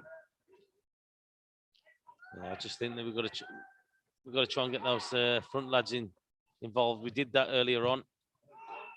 Good interception by Johnny. Williams shows it's just a little bit behind Traore. He's got to take so much off it, hasn't he? He wanted it into the space to him. And that, when we're talking about putting that ball in there, he tried to play it to his feet, ended up playing it behind him. That's where he just put it into the space. Liverpool's so high. Well dispossessed by Semedo. Into the feet of Traore. Fabinho knew which way he was going to go. Managed to rob possession from him. Alexander-Arnold's ball towards Mane. Saiss read the danger. Johnny's ball's gone high into the air. Bolly to challenge. Drops to Moutinho. Puts his foot through it. Oh, what a lovely touch by William Jose to Neto. And Neto has set off at speed and Thiago can't keep up with him. And across came Nathaniel Phillips. And Neto is going to be penalised for his follow-up challenge. Alexander-Arnold's a little bit annoyed that Neto won't give the ball back just yet. I think that he ain't getting the ball back because he's annoyed with himself, Neto. I think that was the reason why. Yeah, he's just... Yeah, you can see he's a little bit annoyed with himself that he didn't do better with the ball there. Alexander-Arnold can be a bit of a feisty character. We all remember his reaction to being beaten by Diogo Jota, who was then still a Wolves player in the E-Premier League back in first lockdown. He's done it to many a player though, hasn't he? Loves a bit of FIFA, does Diogo. Oh yeah, I know. Didn't he win it? Yeah, he did. He beat Alexander-Arnold in the final. I was at the final, sorry. Yeah. I think it was a golden goal as well. The Wolves esports team will be loving this chat. Traore, Semedo driving on. Semedo still continuing. Now trying to lift his ball in. Oh, and it was just a touch by Phillips that took it away from the arriving William Jose, who was poised and ready. Coutinho did well to keep it in. Bolly will get a second chance to find Neto. The cross came for Fabinho and a Liverpool free kick. He just went to bed down a little bit easy there, isn't he, Fabinho? But I tell you what, good ball from William to start with. Somebody did so well. I thought for a second he had that Jose. Oh, say William, sorry. Just William Jose. Just watching it. Oh, it's got the faintest touch, didn't he, Phillips? He was ready, hoping it was going to drop for his first Wolves goal.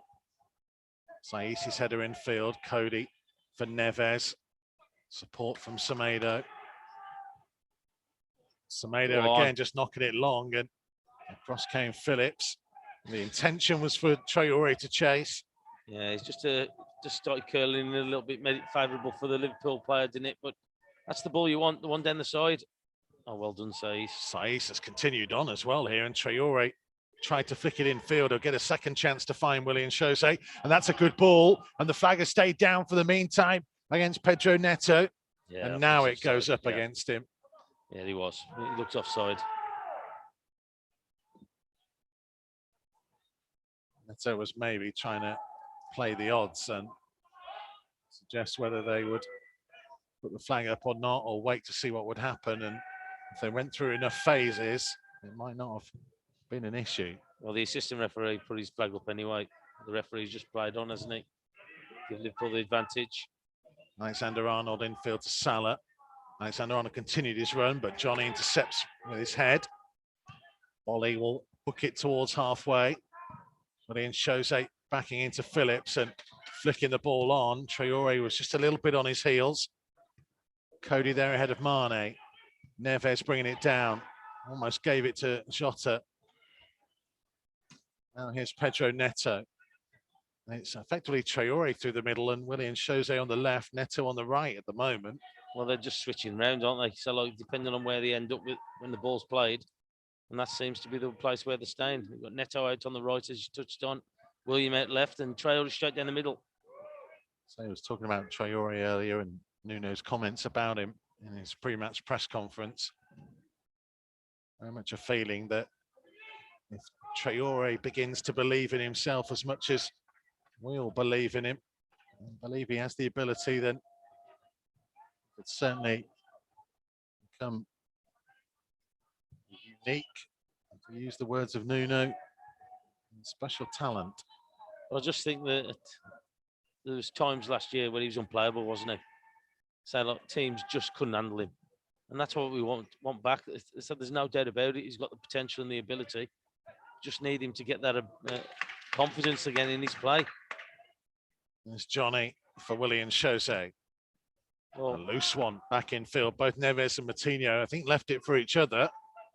Salah has just about managed to keep it in on the right-hand touchline. Looking for the run of Mane, but Coady will get across first and back inside to Patricio. Jota was closing in. Alexander-Arnold infield for Fabinho, but well read by Neto. Win possession back for Wolves. Johnny forwards. Willian Jose was caught. Wolves free kick. Yeah, he's done well so far. I think Willian Jose up front. So look, you can see there he's a target man. He's starting to win a few little things. He's holding the ball up. Just can't get on the end of anything in the box, though, can he? At the minute, he just saw Phillips just taking it away from him. Coady, lovely drilled pass out to the right-hand side to Semedo over the halfway line. Just looking to feed it in through a gap for Traore. Liverpool just intercepted. Mane just about holding off Neto and then brought down by Neves, and Neves is going to get a yellow card. He's a strong boy, isn't he? So like Neto takes some struggling off and he's just knocked him out the way. Big hello to Charles, tuned in from Kenya. Lionheart's asking what extra badge have we got on the front of our shirts. It's all part of our Feed Our Pack campaign. Try and help those who are most in need. Tackling food poverty, first and foremost, as much as we can in our area. If you want to join in and purchase a virtual ticket for tonight's game, head to wolves.co.uk for all the details. We've all got one. Here comes Wijnaldum for Liverpool. Now for Alexander-Arnold. Wide to Salah, just inside the penalty area now on the right-hand side, putting it back to Alexander-Arnold. Low cross in and a diving header for Mane. It's thankfully wide of the left-hand post of Rui Patricio. I'll tell you what, it was a good opportunity. I'm glad it's off target because he got some power on it. Just thought for the worst there. Nobody really stayed with Sadio Mane. Got himself into a position just ahead of the penalty spot. Pretty central. And he'll feel like he should have scored. Yeah. And so like just watching Conor Coady saying to who's marking him, who's picking him up. And Jose challenging on halfway. Thiago got there. Neves with the foot in. Willian Jose now holding it up and finding Moutinho. Gets it to Johnny. He drives over the halfway in a central position and again was trying to feed it through to Traore. Moutinho wide to the left-hand side to Neto. Now in field to Neves. Neves was caught late there by Thiago. And question why, having Ruben Neves picked up a yellow card a moment ago, why Thiago is not joining him in the referee's notebook. Well, I was just going to say exactly the same. I don't understand why he's got it, because he's late on him. It's the second one he's done, as it was he on Moutinho earlier. Yeah. Well, I'm very surprised that he hasn't gone to his pocket. That's twice now. I would imagine that would be a final warning for Thiago. Neto to take this free kick. Coady is forwards again. And what a story it would be if he could score. It's Neto to drive it in. Came off Phillips. Neves trying to bring it down on the far side. Just a little bit of a miscontrol. Mane trying to turn away. Saïd stepping in and winning possession back. Semedo just hanging it forwards and he'll go all the way through to Alisson.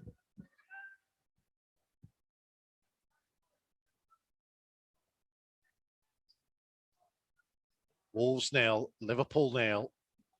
39.5 minutes played. I'll say Liverpool have had some good chances, but it's been a decent return from Wolves. Neves intercepting on halfway to Traore in the centre circle. He was caught that time by Fabinho. You can hear that Liverpool disagree. Well, I think they're fortunate to get that. I thought it was a decent tackle from him. Adrian says Wolves have been excellent. I think just need a goal. Well, I think there's much in that for me, looking at the replay. Adrian also wants a big shout out to the delicious Lisa. Long ball forwards towards Neto. A little flick on towards Johnny. Neto's cross whipped in, and there was a Liverpool head that sent it to the edge of the penalty area. Saiz getting there ahead of Mane. Robertson to put his foot through it, back to halfway. Coutinho, 1-2 with Neves. Well played, Coutinho. And now a 1-2 with Willian Jose, and now out to the right hand side to Semedo. Good football this from Wolves. Semedo's cross came off Kabak and behind for a Wolves corner. Yeah, that's good play. So putting pressure on Liverpool, winning the ball back. And I think Mane is too happy with the challenge. I think it was from Saiz, but again, so it's good play to win that ball back. Well, yeah. Coady is coming forwards for this as well.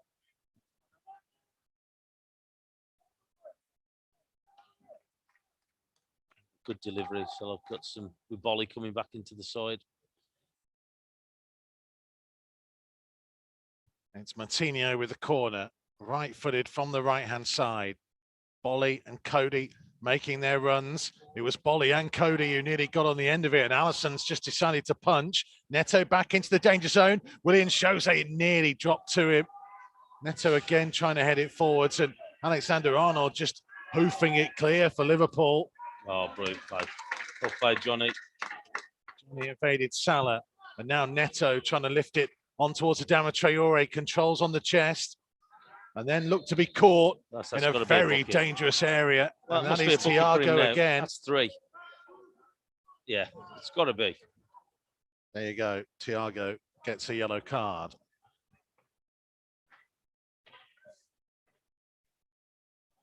Good work by Adama Traore. Thiago just caught his foot. We said in the last tackle that he did. I was surprised that he didn't get it. But I'm just watching the replay again. I think it was Conor Coady off the back of his head, but it's gone into Alisson, who's decided to punch it. Oh, he just tried to let it come down, didn't he, William, rather than go on meeting it. Well, Conor Coady in his career has scored 12 goals. None of them have been at home in the league. So if he were to score at Molineux tonight, it would be the second goal he'd scored here, the first in his career. Coutinho and Neves have stood over the free kick. João Coutinho will leave it. It's Neves to strike it. It was a good strike as well. And across came Alisson, and just for a moment, it looked like it had the speed to beat him. Alisson was well positioned. Yeah, it was a good strike, wasn't it? But as you're touching on there, he's just already standing there. Oh, yeah. Neves trying to feed it through the middle to Traore. A little bit overhit. Well, I think there's nothing wrong with that. You could see that, again, when we're talking about putting the ball into his path. I just think that he just misread it. There comes Mane down the left-hand side, and Saiz will see it behind for a goal kick. Well done. Yeah, so look, just getting back to Neves, I think that he thought that he was making the run, Traore, and then he just put the brakes on a little bit. But that's the ball I think sometimes just he needs to be looking for as well. I know it's nice to play everything to his feet, but just that ball into the space. And I think there's a couple of times this evening where we could have done it and we just haven't. It's been good though, I think, so far. It has. It has. It's been good to see. It's been sharp. Been some good play. Arguably one of the best all-round first-half performances of the season. But it is still goalless as Martinho lifts it forwards, and Neto will give chase and get the benefit of the lucky bounce ahead of Alexander-Arnold. Martinho with a first-time ball over the top, looking for Johnny. Johnny towards the byline, lifts his cross into the near post, comes through to Neves, tees it up to strike it low, and strikes it across the face of goal. Oh. Doesn't he just know it, Ruben Neves? Oh, he's got it to target. What an opportunity. And you say, look, you put everything on him there, hitting the target or getting a save out of him. And for once, his first touch wasn't the best. He had to have another touch to set it up. And it's Jota at the other end. Oh. Trying to feed it in for Salah. Good sliding challenge by Saiz. Moutinho up to Willian Jose. Holds off a couple of challenges and finds Bolly. Again, just looking to lift it early up towards Traore to cause a bit of havoc. And Traore's got hold of it. 2 minutes is going to be added on at the end of the half. Wolves are finishing it strongly. Is there to be a goal to show for their play, though?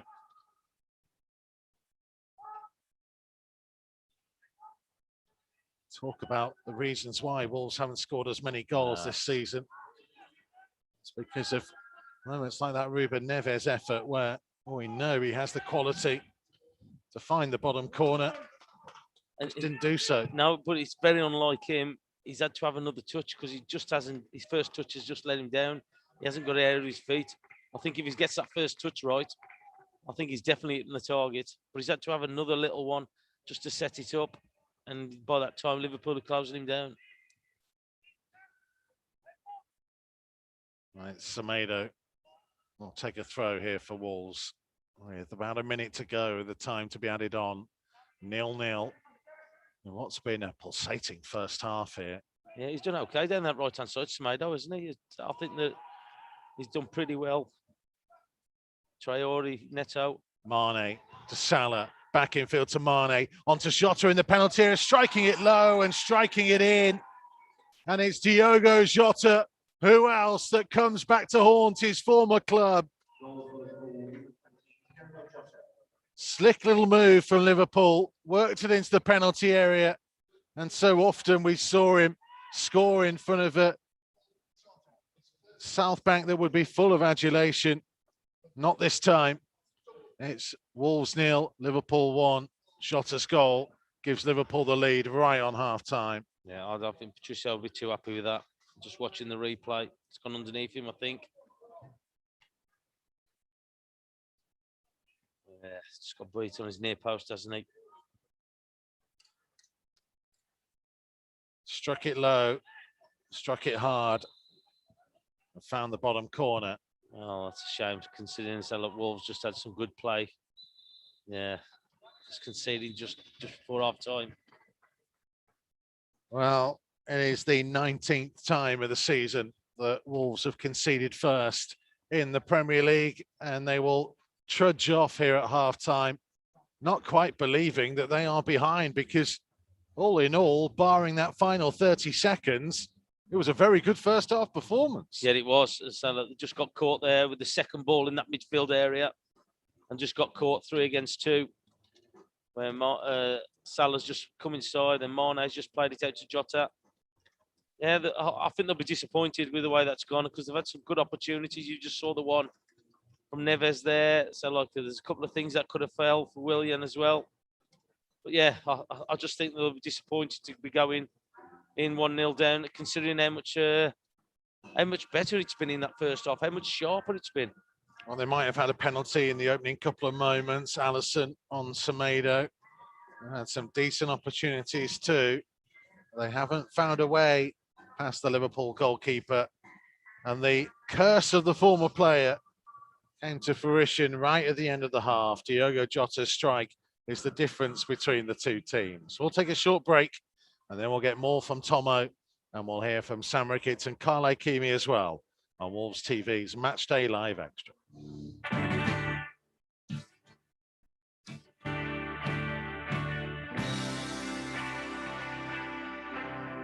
Matchday Live on Wolves TV. Listen for free online at wolves.co.uk or on the move anywhere in the world via the Wolves app.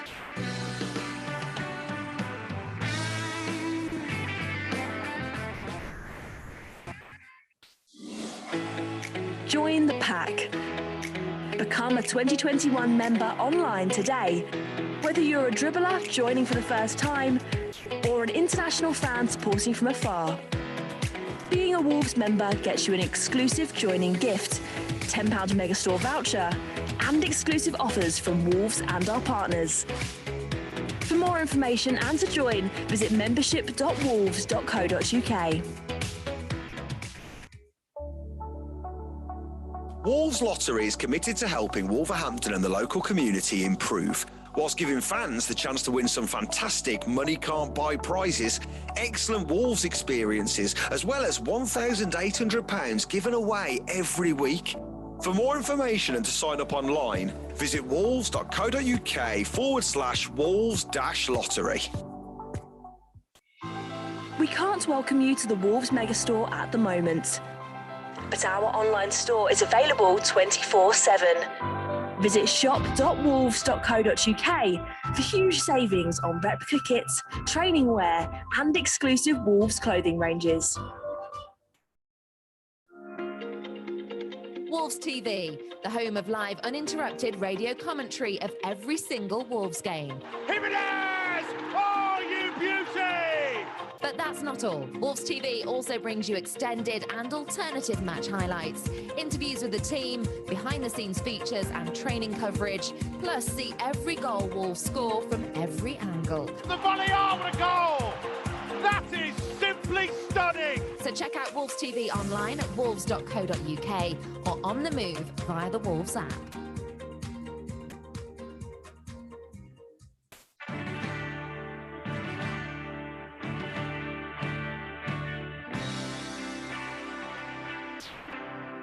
Matchday Live on Wolves TV. Listen for free online at wolves.co.uk or on the move anywhere in the world via the Wolves app. Half-time here at Molineux, then it's Wolves 0, Liverpool 1. We'll get the thoughts of our pundits in just a second.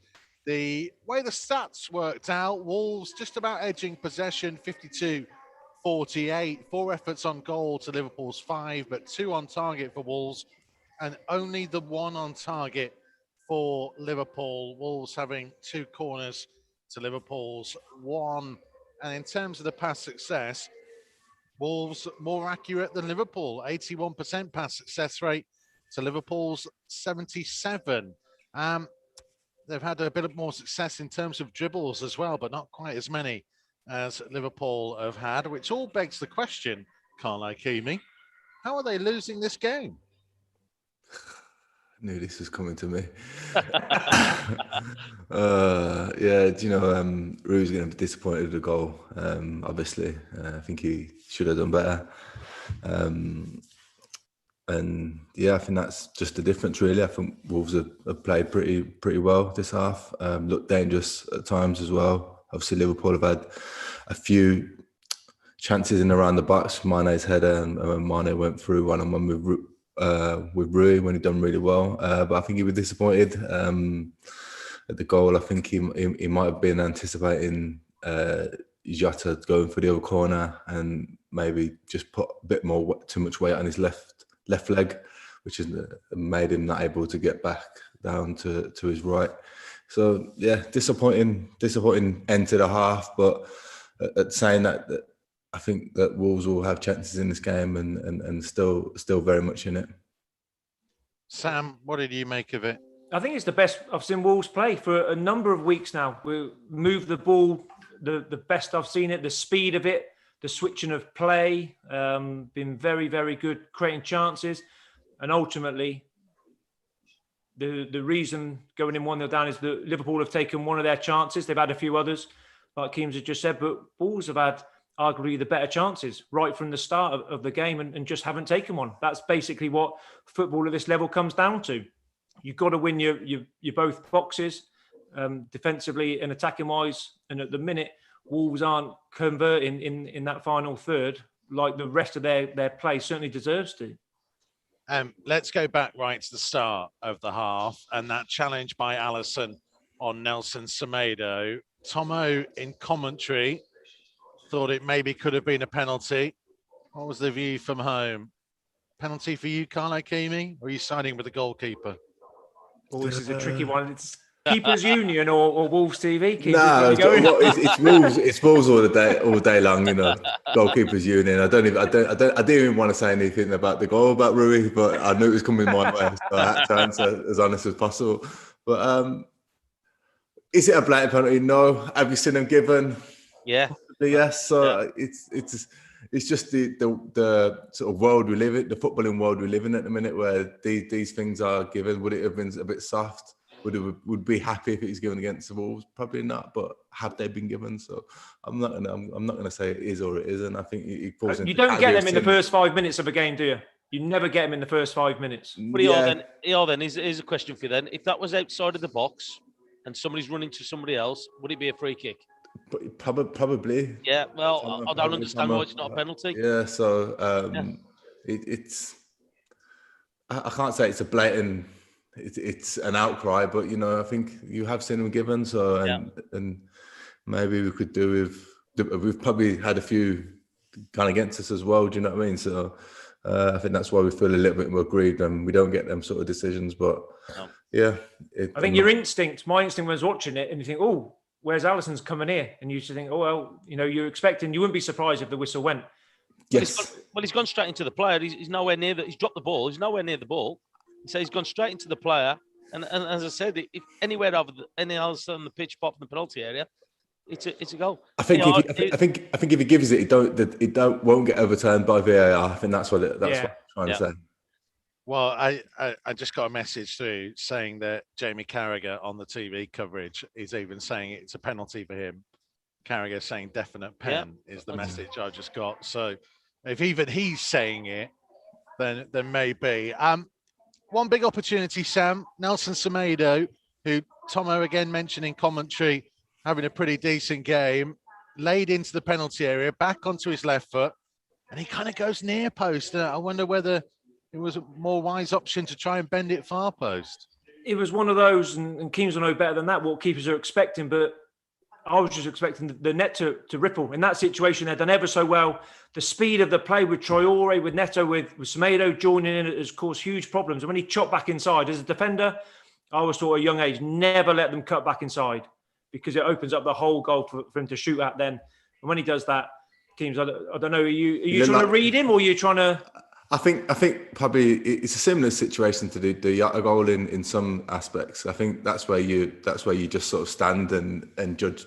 Like don't try and guess where the ball's going to go. Obviously, when he does cut in, you expect him to go far corner. But when you stand there, you can get down to the left hand side as Alisson did in that situation. That was my criticism of Rui for the goal. That just stand and treat the ball on its merit. We always got taught that from Bobby Mims when they cut in from them sizes to not try and guess, hold your ground. You're about to react either way. And I felt like he should have opened his body up, but it was good football from Wolves. And there was another chance with the Neves chance. He kind of got in between trying to either thinking about taking a touch or taking it first time, where I felt like maybe he should have hit it first time. He's got the technique to do that. So if you were telling Semedo again now, second half, Semedo cuts inside, you're in that dressing room, you're going to tell him, just go for that far post. Just try and bend it in that far post. Bend it far corner, because I think even if a keeper tries to read it, you've got that much of the goal to aim at. I think you're going to go across. If he does get a hand to it, it spills back out to the striker. I think that's what the strikers will be told as well. So I'd tell him definitely to go across the goal or even get more power on it. Yeah, because Keems as well, when he has come there, I suppose as a goalkeeper, one place that you don't want to get beat is your near post. That's what they always say, isn't it? Don't get beat on your near post. So if you're thinking about that in mind, Semedo should be looking to kill that ball, shouldn't he? Yeah, and if he hits the far corner, like you put your hands up and say, "Do you know what, you've great finish," but you don't want to get beat there. Generally, you want to cover that side. You have the angle favours you to save it that side as well. So that's where you're taught as goalkeepers is to stand and take every shot on its merit. Sam, just on a slight tactical element, we always bring you in on this as the manager amongst us. The way that Wolves have set up in the forward areas tonight, with definitely using Traore much more on the last man and a little bit more central. Just talk us through that if you can. It's basically giving whoever wins the ball back that outlet. So in recent games, we spoke about it so much at half time that we've given the ball to Neto Traore 20 yards inside our own half. They have to beat a man just to try and get anywhere. Well, now you can see Liverpool are scared of Traore. He's been getting the ball. He's strong, receiving it into his back. He's won a few fouls. But they drop off that much. He's generally getting able to turn and just run and run at the back line. And it, well, like I just said then, repeat myself, it's given the Wolves midfielders, whoever turns over the ball, an outlet, straight into Traore. The whole team know where the ball's going, so everyone can react off it, and it gets the whole team up the pitch. Also, I'd like to see them put the ball down the sides for Traore as well, to try and turn the defenders. I think you've seen at times it gets switched to Semedo, and he's looking for Traore to move down the side, not to come to feet, because when you get down the sides of the two centre halves, I think you cause them big problems. It's the best I've seen Traore play this for a long time.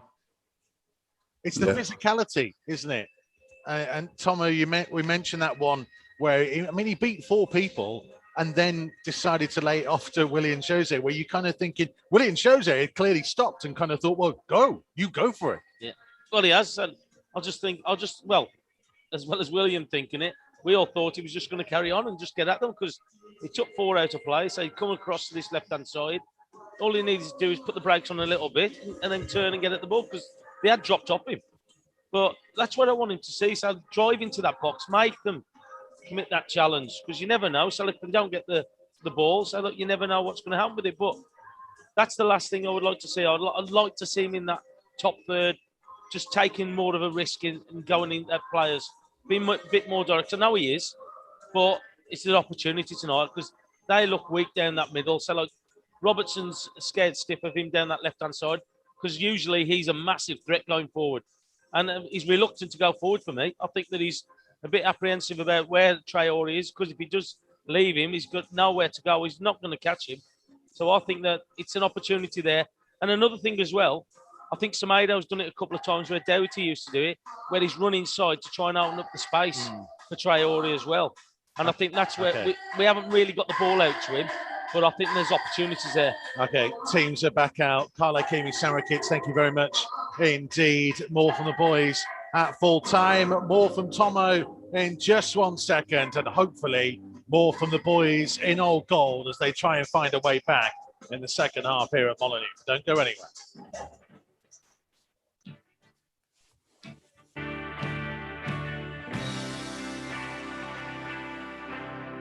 Matchday Live on Wolves TV.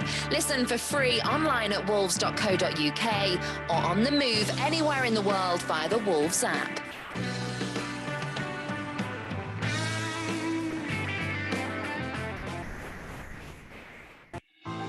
We can't welcome you to the Wolves Megastore at the moment, but our online store is available 24/7. Visit shop.wolves.co.uk for huge savings on replica kits, training wear and exclusive Wolves clothing ranges.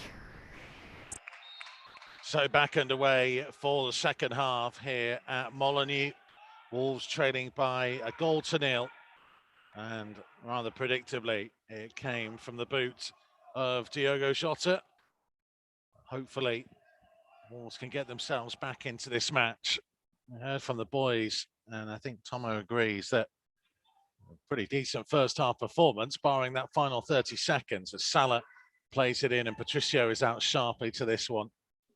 So Patricio in goal, Saiss, Coady, Bolly, Semedo and Johnny the wing-backs, Neves and Moutinho in midfield, Neto, Willian Jose and Traore up top, Liverpool with Alisson in goal, Alexander-Arnold, Phillips, Kabak and Robertson, Fabinho, Thiago, Wijnaldum, Mane, Jota and Salah.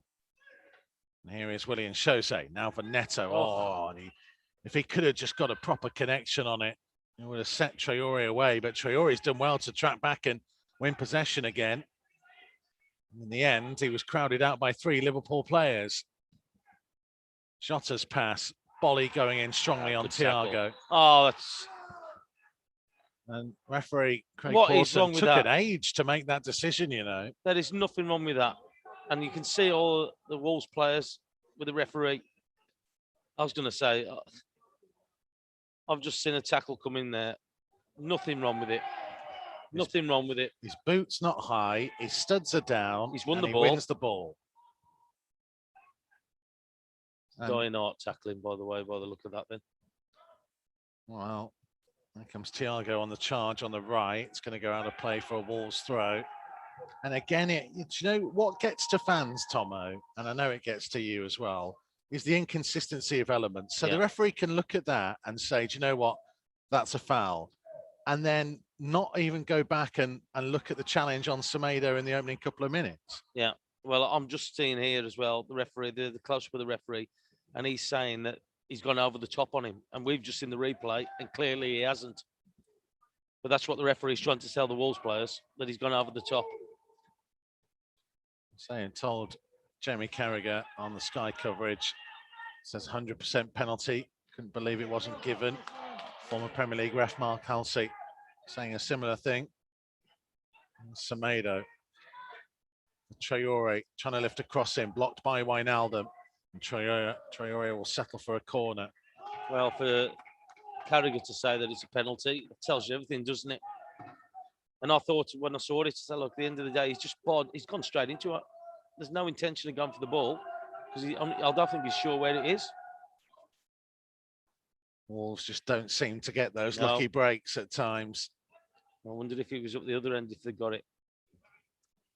Martinho with a corner, right footed from the right-hand side. Wolves attacking Nisa Jack Hayward, South Bank second half.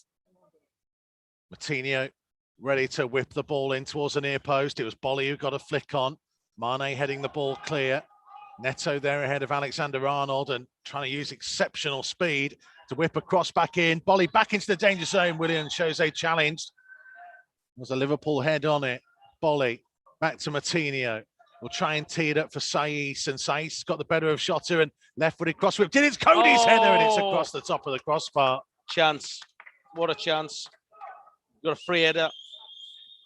Gonna put money on him actually hitting the target. It's a great ball in from Saiss. Does brilliantly. Saiss gets the better of Jota. Oh, Coady had stayed forwards and 8 yards out, fairly central at the far post. It's a free header. He'll be disappointed with that when he sees that again. He almost makes too much of a connection on it. Yeah, he has. He's headed it wide of the goal. So like I say, he's got too much on it. Well, it has been a remarkable little sub-story of the season, this Conor Coady in an attacking sense.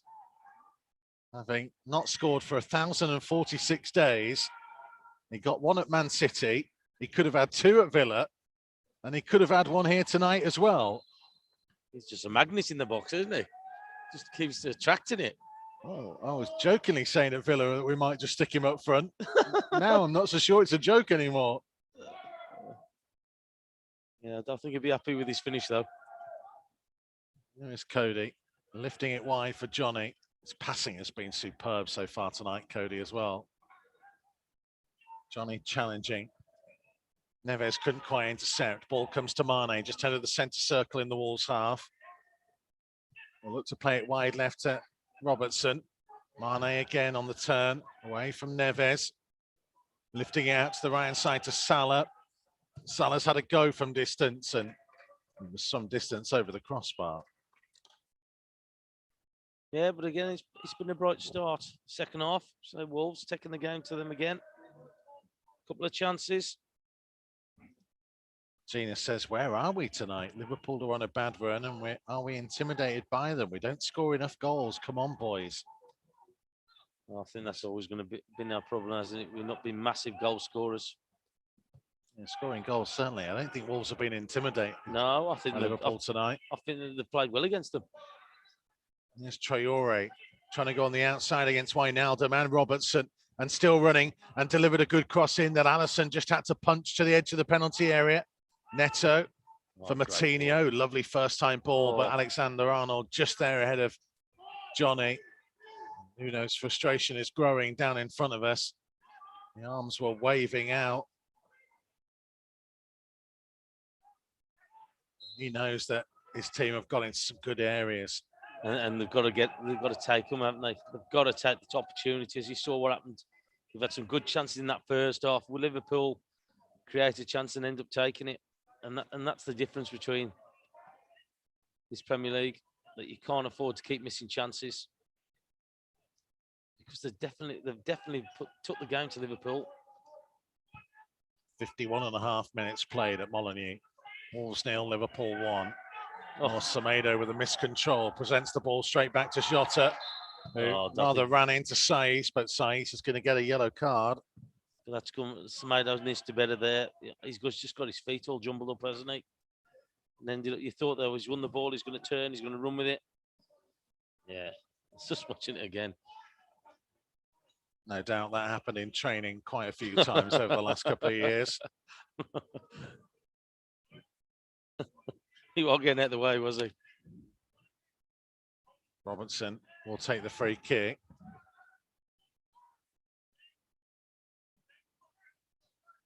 Neto is a one-man wall. Everybody else in a gold shirt just inside the penalty area. Robertson runs over. Alexander-Arnold right-footed in swinger towards the far post and all the way through for a goal kick. Yeah, it's a good ball in. So Wolves just did enough to stop any Liverpool play again at the end of it, but it was good ball in. Yeah, did well. Traore on the back post, I think it was. Yeah, Traore. Yeah, just did well, didn't it? Kabak. Fabinho's ball in field. Martinho cushioning a header towards Neto, just too high for him. Fabinho picking up on it, base of the centre circle. There's always that element of conceding first, that it becomes a different game. So Coady nods the ball down from a long ball forwards that was meant for Mane. Oh, well played, Johnny. Johnny infield to Neves, playing a 1-2 with Martinho. Now for Willian Jose, infield to Neto. Willian Jose has continued on the left, and here he is again. The Brazilian now will try and switch the play out to Semedo on the right-hand side. Very good ball. Mane looked to have caught Semedo, but Saiz got there. Martinho for Semedo again. Back infield to Jean Martinho. Neves was caught a little bit by Salah, who was an awful long way back, but Bolly with a very good first-time ball to pick out Neto. And Neto trying to cut in field. Johnny's continued his run into the penalty area, and it's Kabak who gets the clearance from just outside the 6-yard box. Really good run by Johnny. Wijnaldum intercepting. Fabinho for Phillips, and Alexander-Arnold now taking over. Just when you think the Wolves are just getting away, they just get something on it, don't they, Liverpool? Miscontrol by Fabinho. Willian Jose for Traore. Traore battered into by Kabak. There is Willian Jose again. Wide to Semedo. Infield to Saiz. Now a little short 10-yard pass to Martinho. Martinho closed down by Salah. Goes wide to Semedo. Semedo showed too much of it to Robertson. And Robertson now trying to drive forward at speed, and Saiz knew that he couldn't challenge him. And Robertson continuing on, and now trying to switch the play, and he'll come to Salah on the edge of the penalty area. And Salah trying to wriggle it onto his right foot. Johnny stuck with him and did really, really well. Johnny thought he should get a free kick, and he eventually does. Yeah, good defending from him, wasn't it? Good defending from Johnny. Salah was just trying to pull it back to that left foot. He was there, he read it. Wolves 0, Liverpool 1, 55 minutes played. Mane getting the better of Semedo this time. So we praise Semedo at half time. He's not had a very good 10 minutes since the break. Maybe I shouldn't have said anything. No, he caught under his feet a little bit, hasn't he? Ended up fouling Mane. There's Kabak. Across to Phillips. That's the right of the centre circle. Out over halfway to Alexander-Arnold. Allowed to carry the ball further forward. Salah for Thiago. To his left-hand side to Wijnaldum. Now out wide on the left to Robertson. Jota for Wijnaldum. Wide to Robertson again. Feeds it in, feels the feet of Mane. And Coady gets across in front of him. Just squeezes it out towards the corner flag. Saiz under pressure for Mane. Yeah, well done. His weaker foot has to just play it out of play for a Liverpool throw. Yeah, well, Conor Coady did really well there. I think he was after the foul, wasn't he, from the referee? And again, so we talk about inconsistency, and I don't need to be blowing up for everything, but just wanting to do it for both sides. Coutinho to Saiz. Jota closing down the clearance. Wolves goal kick.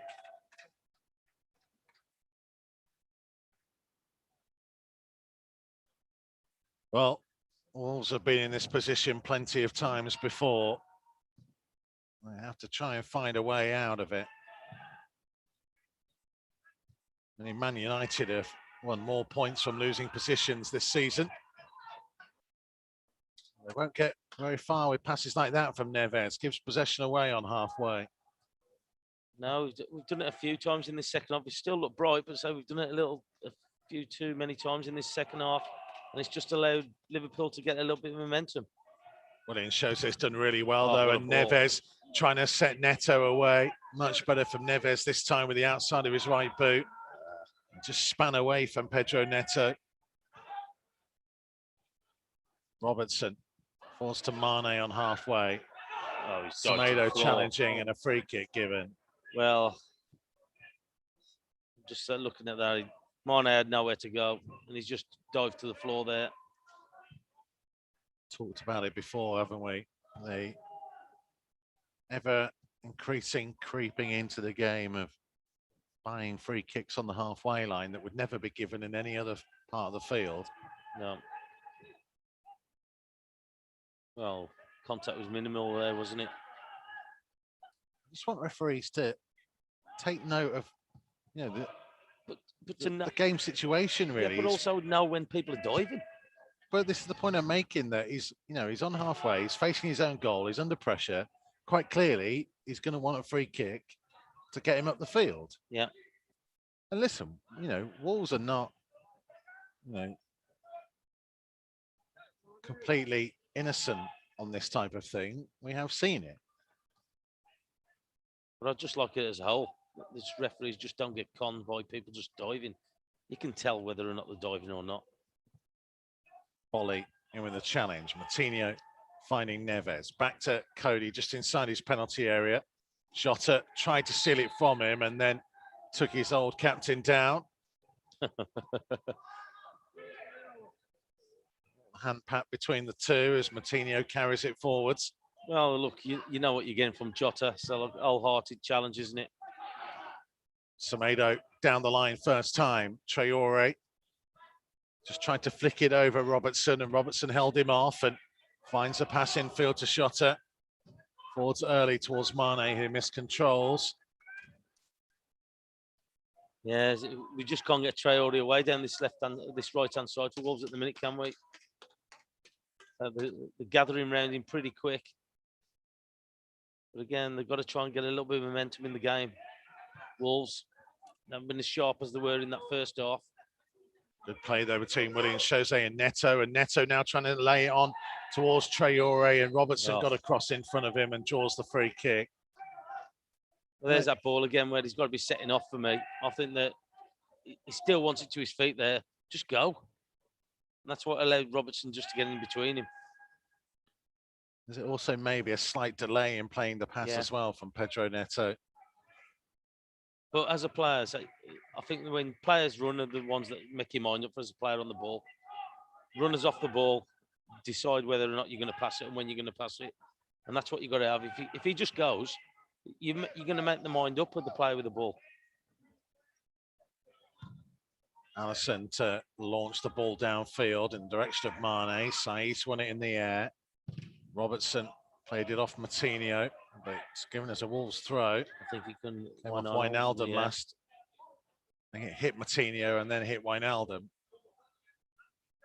Smacked out both of them from pretty close range by Andrew Robertson. Semedo's throw.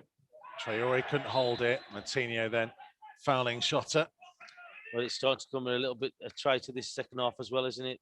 Little fouls to Liverpool. How many is that now? 6 or 7? Probably more than that. Yeah, game management is a important element, isn't it, of matches? Yeah. But it's just stop-starting. They're not allowing, say, Wolves the momentum what they had in that first half. And it's just a stop and start where Liverpool are regaining the ball. High ball. It's gone out of play for a Wolves throw. But we can't get the front three away at the moment, like we did in that first half.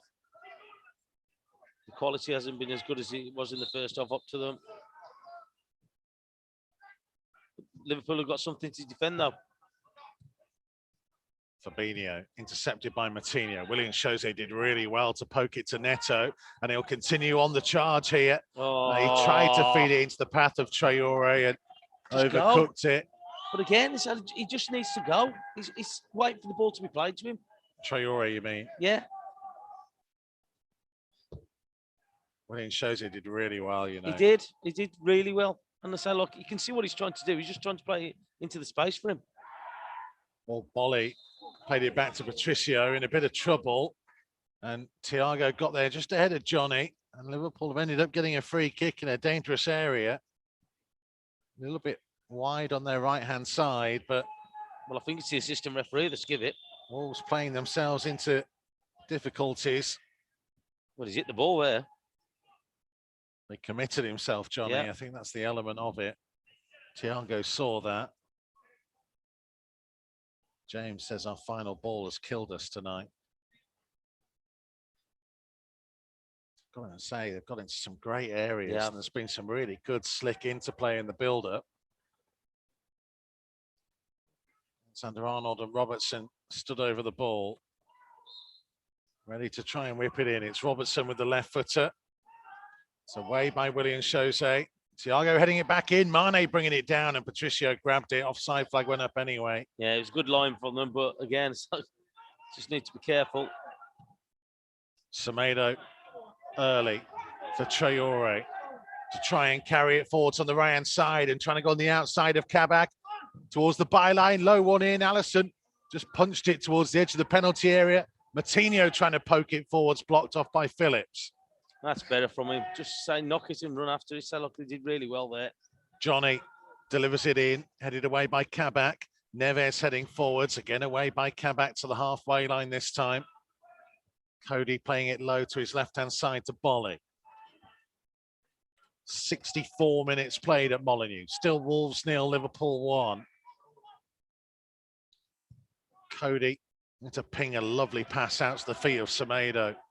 Semedo trying to cut back in field, setting it for Neves, crossing first time. Oh, Neto was arriving, and I think Alexander-Arnold just got a touch on it. Johnny has kept it in on the far touchline, 10 yards from the corner flag. Little back heel for Neto, and across came Alexander-Arnold, Wolves throw. Yeah, I think it's a good spell from Wolves. So look, some quality going in there. And say it's just been a little touches from Liverpool defending, as it just catching the top of the head. But better quality in there. Well, it's been more than a year since we've had fans inside this famous old stadium. Matinho has gone tumbling in the penalty area. And Wolves asking the question. And Craig Pawson not interested. Coady winning it back on the halfway line. Get Tomo's thoughts in a second. Saiz finds Semedo on halfway. Say a year without fans. If this place was full, the noise, especially when Matinho went over there, would have been thunderous. Yeah, I didn't really get a good sight of it, to be fair. So look, because it's quite a way away from us and it's on that edge of that penalty area, but he's gone down as if he's got contact on him, Matinho. It's Neves out towards Traore. It was pinged at him. Oh, he did well to keep it in. Semedo couldn't get to it, though. Here is Mane on halfway. And play hasn't gone dead yet, but I think the length of time that we've gone on, I think we're pretty certain there's not going to be a VAR review of that Matinho one. Or is that another one of the rules, is it? There's Thiago, blocked off by Neves. Johnny across in front of him. Bolly will carry it forwards. Liverpool preparing a double change, by the way. James Milner is one of them. It's a Wolves throw on the halfway line. Oh, I think it's gone too long, hasn't it? They're watching it again. Oh, Trent Arnold just leant on him a little bit. Oh, I don't know. He's pushed him in the back, though, hasn't he? Well, Wijnaldum is coming off for James Milner in the meantime.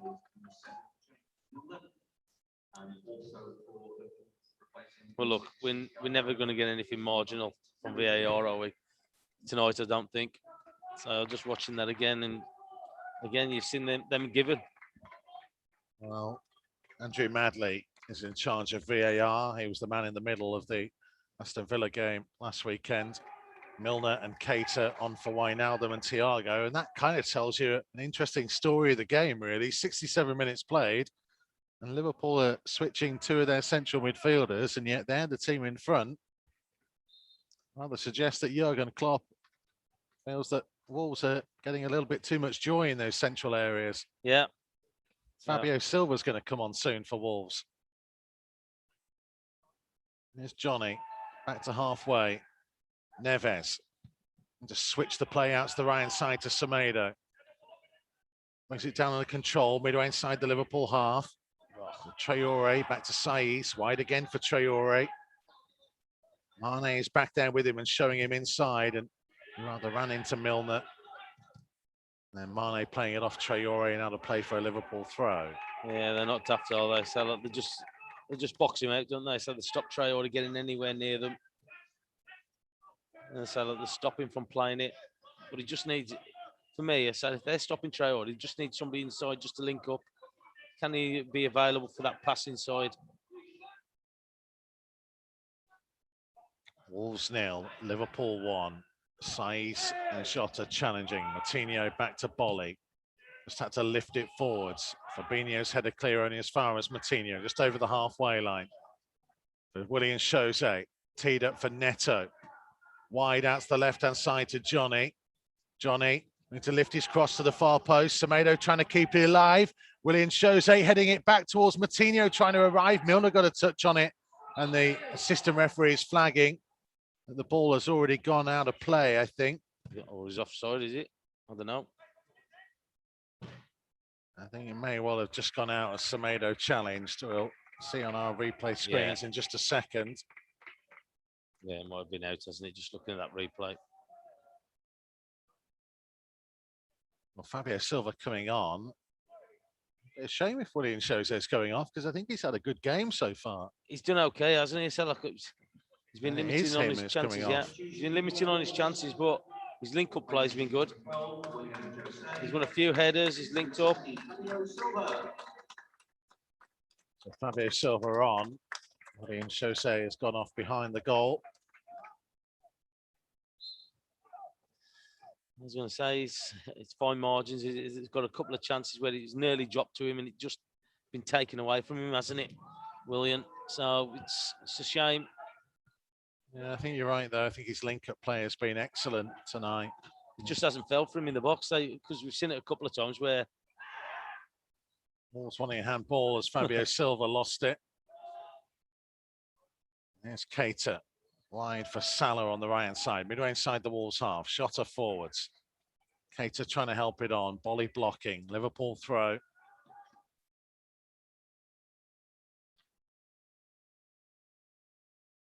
Frustration for Willian Jose as he makes his way back. Frustration for many of an all goal persuasion. As I said before, Salah, he'll be frustrated that he hasn't scored.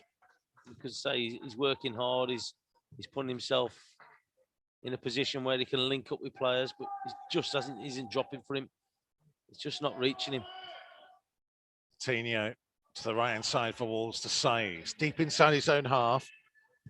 Trying to lift it early towards Traore. Kabak's header.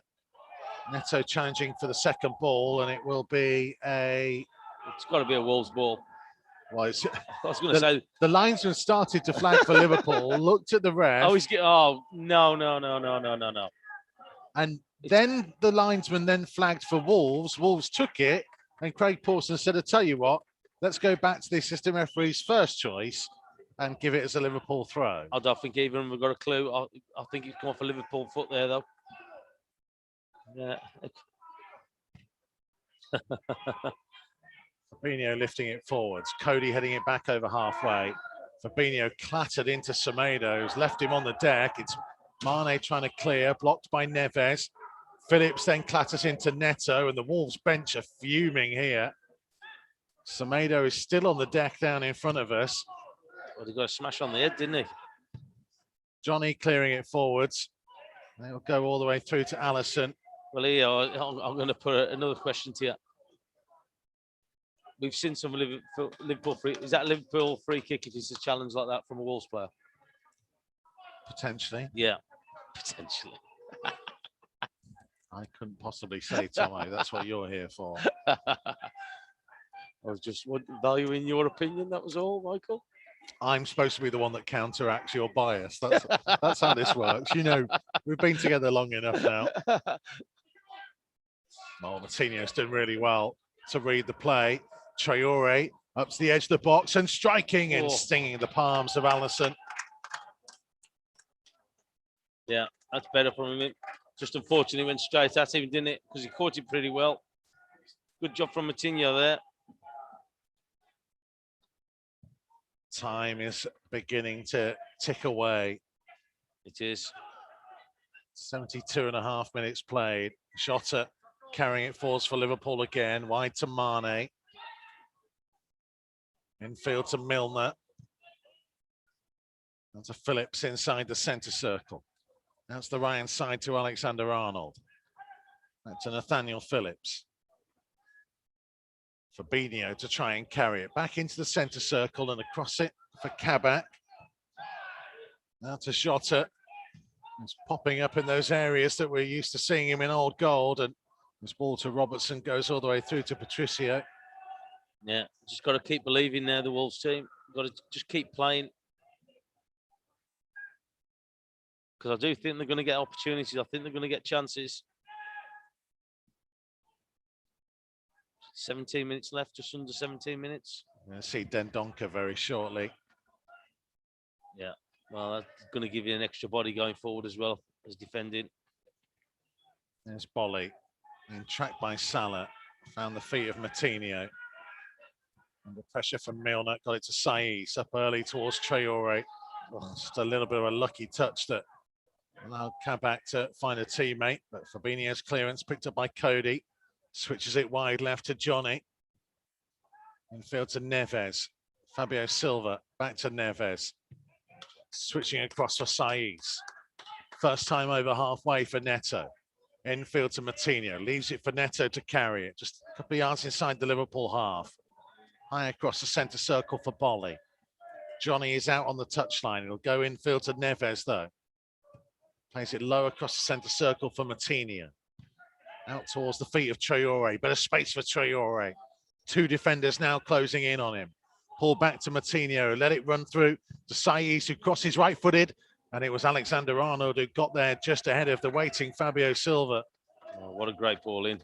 It's weaker foot as well. Saiz. It's a great ball in. First time. As you've seen there, Fabio Silva just at the back post. Bolly. Back to Coady, base of the centre circle, looking to lift it high out to the right-hand side. Traore will head infield to Semedo. Semedo has some time to turn. Now finding Traore wide again. Again, there are plenty of red shirts with him. Goes back to Saiz, infield to Martinez. Middle of the Liverpool half. Now to Neto in a central position. For Neves, back into the centre circle to Coady. To his right-hand side to Saiz, who tried to lift it down the line for Traore, but Traore was coming towards him, and the ball goes out for a Liverpool throw by the corner flag. And here comes Dendoncker, and it's Ruben Neves who will be replaced. Yeah, is that probably because of the yellow card as well now? Is that physicality in that midfield area as well? Dendoncker coming on. I think he's had a decent game as well, Ruben Neves. Yeah, he has. So look, he's especially in that first half, I thought he played really well. Just passing it. Martinez was challenging. Saiz in field. Neto flicking forwards. Fabio Silva with a flick onto Traore. He had Kabak at his back. And Kabak trying to carry the ball forwards. Blocked off by Bolly. And Wolves are fuming here. The free kick is given. I think he's hit him on the thigh. I think that's what he's fuming about. So he didn't have his hand up or anything. Let's have a look. Yeah, it's hit him on the thigh. Thigh and then chest. Now, the referee can't see that. And we've just seen a TV replay that shows that there are two bodies in the way. Now, surely, if you can't see it, you can't give it. That seems a simple suggestion to me. Well, I think he's given everything to Liverpool as it's gone on tonight, I think. He's been very biased, and that was indicated with that throw-in, where he's overruled a linesman, where he's made him change his mind. Neto for Dendoncker. Fabio Silva trying to help it wide. Robertson's header forwards. Mane holding off Saiss on halfway. There's Mane, pretty much on the centre spot.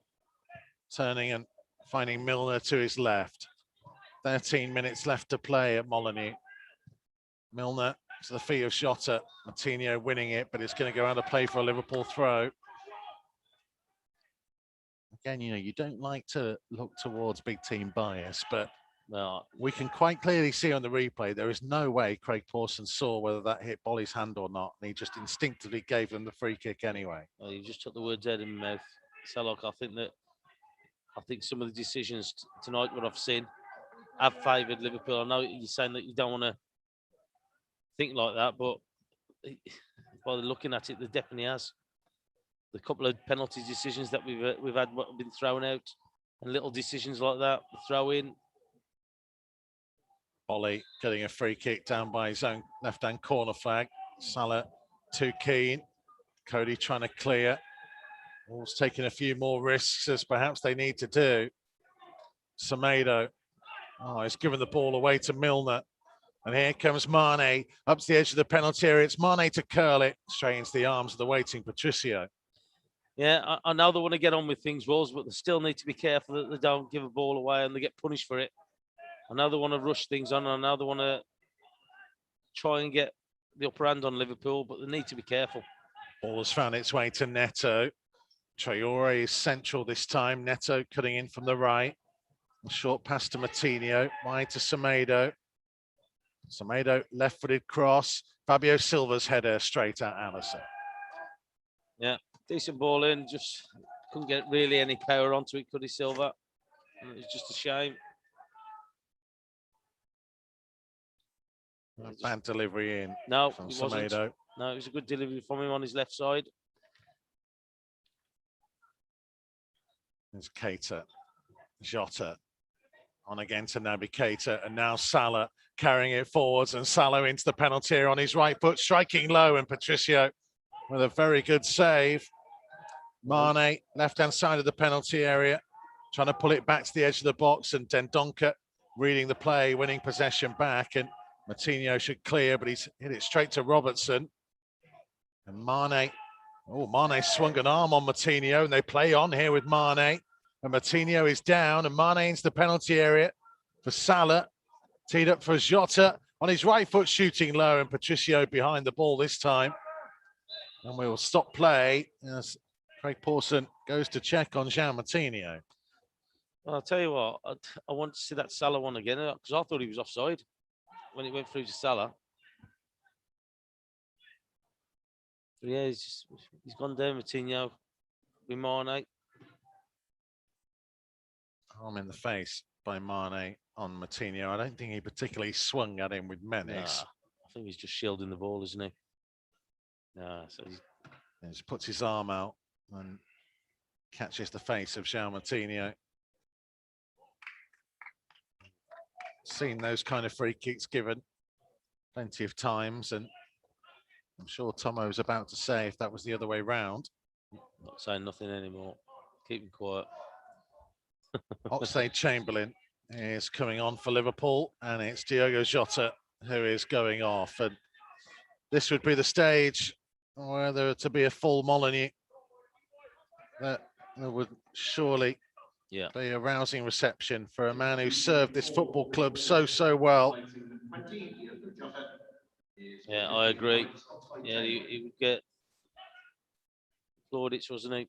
So look, he did well for this club. He was a key part of the team that won promotion and took Wolves to back-to-back seventh place finishes in the Premier League. And he will always have a special place in the hearts of many in the old goal persuasion. He's a good player. He's a good player. Morgan Gibbs-White is going to come on shortly for Wolves. Here's Oxlade-Chamberlain. Oh, Mane suddenly had a miraculous recovery. Salah going down outside the penalty area, and it's Liverpool's turn to protest at the refereeing decisions. Dare I say, you kind of know the officials aren't having a good night when both teams are unhappy with you. No, I would say that. But usually when Liverpool shouted, they've got the free kick. I'm surprised he didn't give it. Gibbs White about to come on. He's had a rather frustrating wait.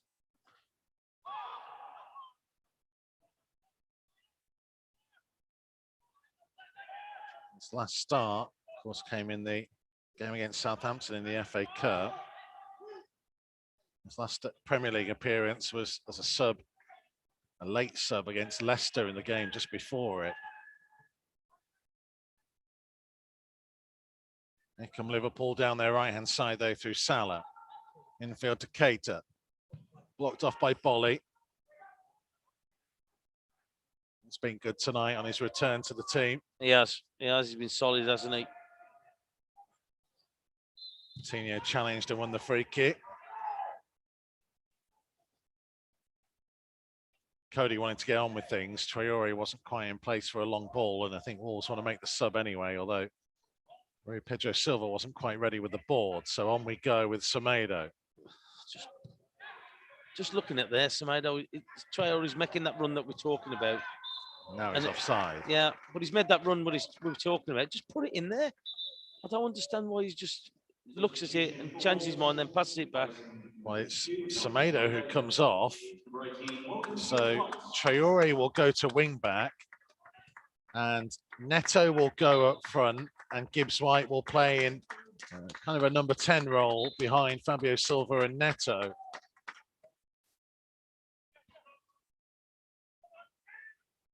So Nuno is rolling the dice with 6 minutes remaining of normal time.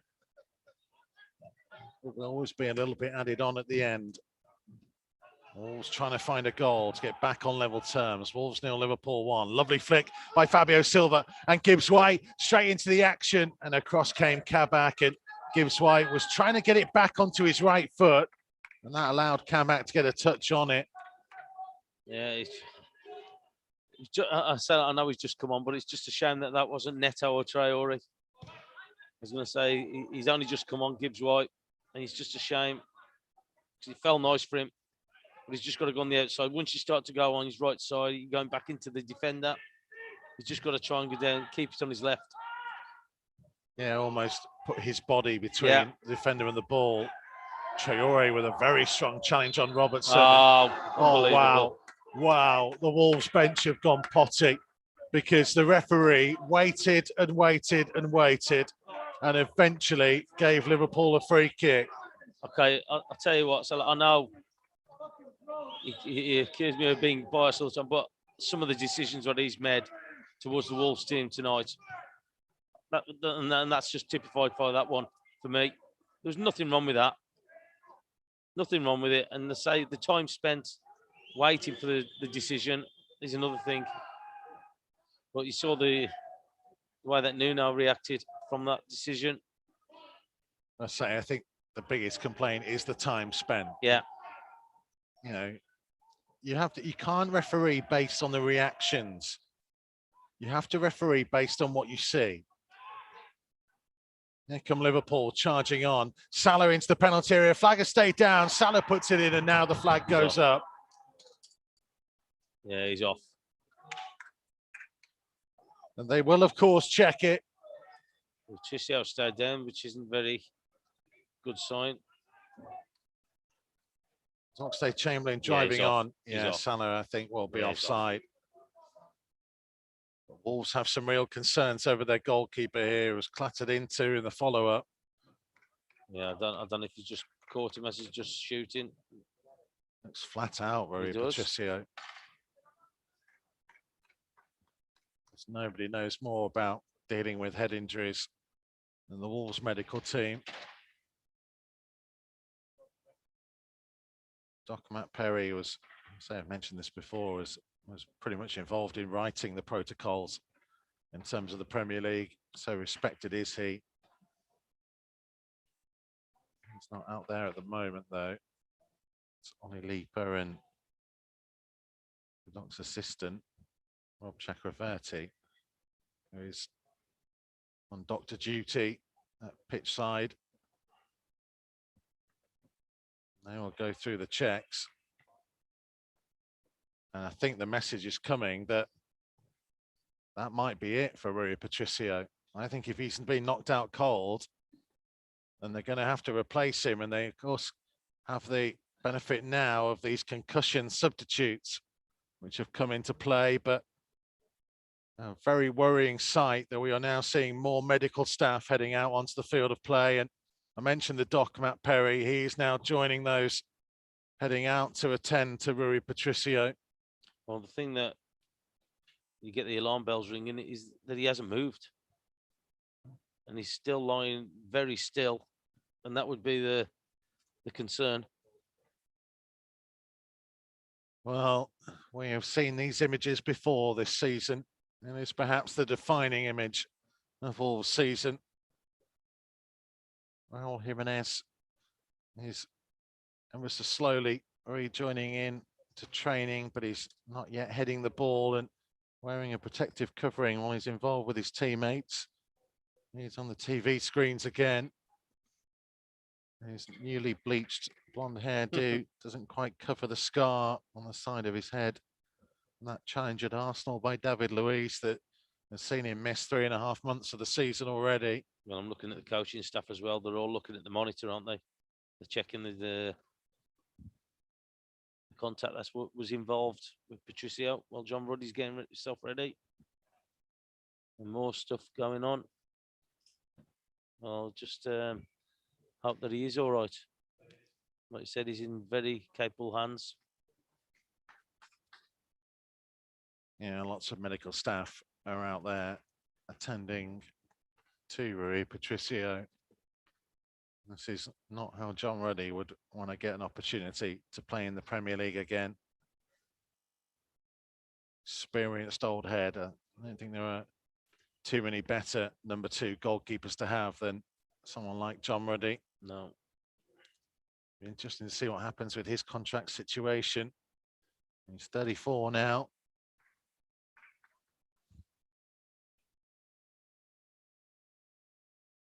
He's been a very good servant as well. Yeah, he has. So, like, he's did really well, especially in that championship year, didn't he?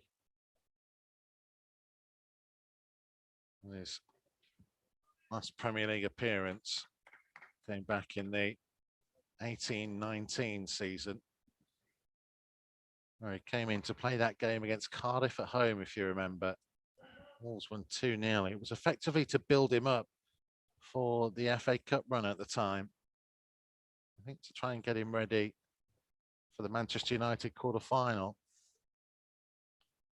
I know they're not going to show the replay of the incident, but I wondered if he's just caught him with his knee as he's in the face, as he's just gone through to score. Salah.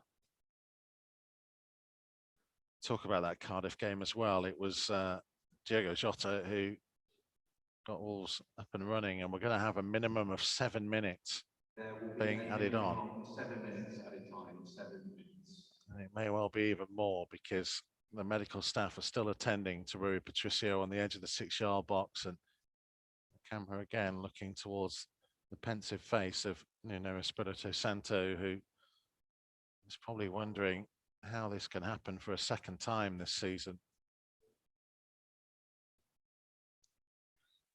So we allow the medical staff to do their duty, and they do it so well. And all the care will be taken to ensure the safety first and foremost of Rui Patricio. I'm sure there are many supporters listening to us now who will be wanting to send their very best wishes to him.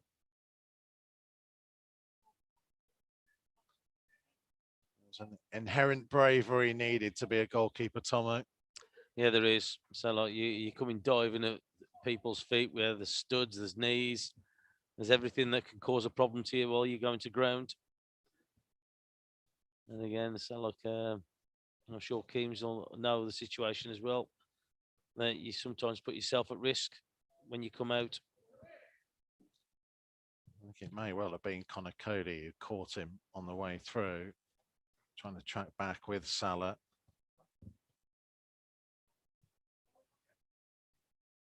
Reminder for everybody that this is the second game of the day today. The under-23s were held to a goalless draw by Sunderland in Premier League 2 Division 2 this lunchtime. There'll be reaction to that game online at wolves.co.uk and across the social media channels. Tonight, of course, is our Feed Our Pack game, supporting local children and food banks. Nuno put his money into that, £250,000 of it, by the way. It was his own choice to do so. I remember, Tomo, when we first came back for what was termed Project Restart last summer, myself and our producer Yanni, who's in charge of our video department, were lucky enough to go and speak to Nuno. And he was talking about wanting to do something then. It was in his thoughts even then, in that first lockdown, that he wanted to help. He wanted to put something back. And so many tonight have gone out and got virtual tickets. Yeah, well, it just shows you what he thinks of this city, though, doesn't it, as well? What he thinks of this city and the people in it, that he's donating that kind of money to a great cause. I don't know whether I might try and hear from Carl Ikeme in a second, as John Ruddy is being put through his paces by Rui Barbosa, the goalkeeping coach, trying to get himself physically prepared as possible, mentally preparing. Wolves, actually, it's been a tough day for goalkeepers, because in that under-23s game I mentioned, Andreas Sondergaard went off injured in the first half, and Joe Young was in the position that John Ruddy is now in, having to get himself prepped and ready and switch from being the substitute goalkeeper when you think that you're going to have your feet up all the way through, and then get yourself ready to go again. I think we might be able to hear from Carl Ikeme in just a second. Mind goes back to that moment when Carl Ikeme came on for Emi Martinez here in a home game against Burnley. A rousing reception that Keane's got on that occasion. So the board went out for 7 minutes. It's going to be even longer than that before we get going again. Let's hear from Carl Ikeme. And Keane's, first and foremost, I guess the thoughts are with Rui Patricio at this moment, but I wanted to specifically ask you about John Ruddy, because this is a very difficult situation for a goalkeeper to come on into. Yeah, definitely. You look like a nasty collision from Rui. I hope he's okay. And yeah, it'd be a difficult situation for the lads as well.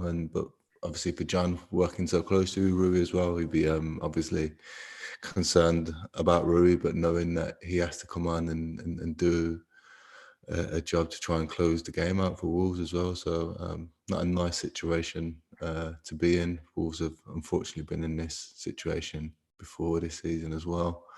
So yeah, it's not nice to see. When the cameras are not showing the replays, it must have been a nasty incident, and it'd be difficult for John to come on. But what I will say, we all know John, and he's such a great professional. So he'll digest it very quickly, and I'm sure he'll want to do well in the game and to maybe try and get a result and maybe lift Rui when he does sort of come round and start to get better. Keynes, I wanted to ask you about John Ruddy's, I guess, mindset, because you goalkeepers tend to be a little bit superstitious at times, and you like your routines and the way that you prepare. How tough will it be for him mentally? Because he's been sat there for 90 minutes, probably got a little bit stiff, having done his warm-up pre-game and thinking that was his evening done, and now having to switch into game mode, which can be very different. Yeah, I think especially for a goalkeeper, it's difficult because there's no warming up period if they come through one-on-one, or you have a save or a decision to make. You've got no time to kind of warm up. You haven't got time to sort of give the ball away once or twice and start to feel yourself in the game. You have to get up and running straight away. So it's not easy, but John's very experienced, and I'm sure even though he'll be a little bit stiff, he's got time to at least try and warm up and maybe touch the ball on the sidelines before he comes on. And I'm sure he'll be ready when it's time. But obviously, as a goalkeeper, ideally you want to start the game, or if you are to come on at least at half time, so you've got some sort of opportunity to get warm. Yeah, I guess, Tomo, this applies to everybody as well, because obviously the players have been trying to keep themselves warm and get involved, but inevitably at the end of what's been an exhaustive game for many of them, that lactic acid will start to build up now as the longer they wait to get back underway. Yeah, they've just got to be careful that they don't get the legs all seized up and tight, and they need to keep moving. As obviously seen that they've got a ball out or a couple of balls just to be passing and moving a little bit. Liverpool are doing exactly the same, just to make sure that they are ready when we do restart the game. But again, so it's just making sure that you're mentally equipped for the game as well, and making sure that you're ready when we do start again. But again, you go back to what's happening with Patricio. Take as long as they want, and what they are doing all the correct things. They've got all the medical team there. So the Wolves lads are moving around, just making sure that they are ready just for that restart. Just before we let you go off for a second, Carl Ikeme, I mentioned to Tomo a moment ago that there is an inherent bravery that is required to play in the position that you did. Yeah, I think that's why everyone says that we're a bit mad to play there. It's part and parcel. I'm sure. I hope Rui's fine, and I'm sure we'll be got some great medical staff at the club and know how to deal with this situation properly. But yeah, it's part and parcel. Collisions always tend to happen. It's you're literally putting your body on the line, and your body in front of danger at times as being a goalkeeper, to block the ball and to make saves. You throw everything at it at the time just for the cause of to keep the ball out. And that's why it's such a special position in a way. We're very different to the outfield players. They do, obviously the boys do put their body in the line in different ways, but inherently we're diving at people's feet, diving in front of balls that are moving very quickly as well. And that's part and parcel of our job. And unfortunately, sometimes these incidents do happen, which I hope Rui is okay, and I'm sure he is. But these collisions happen, moments where you get hurt.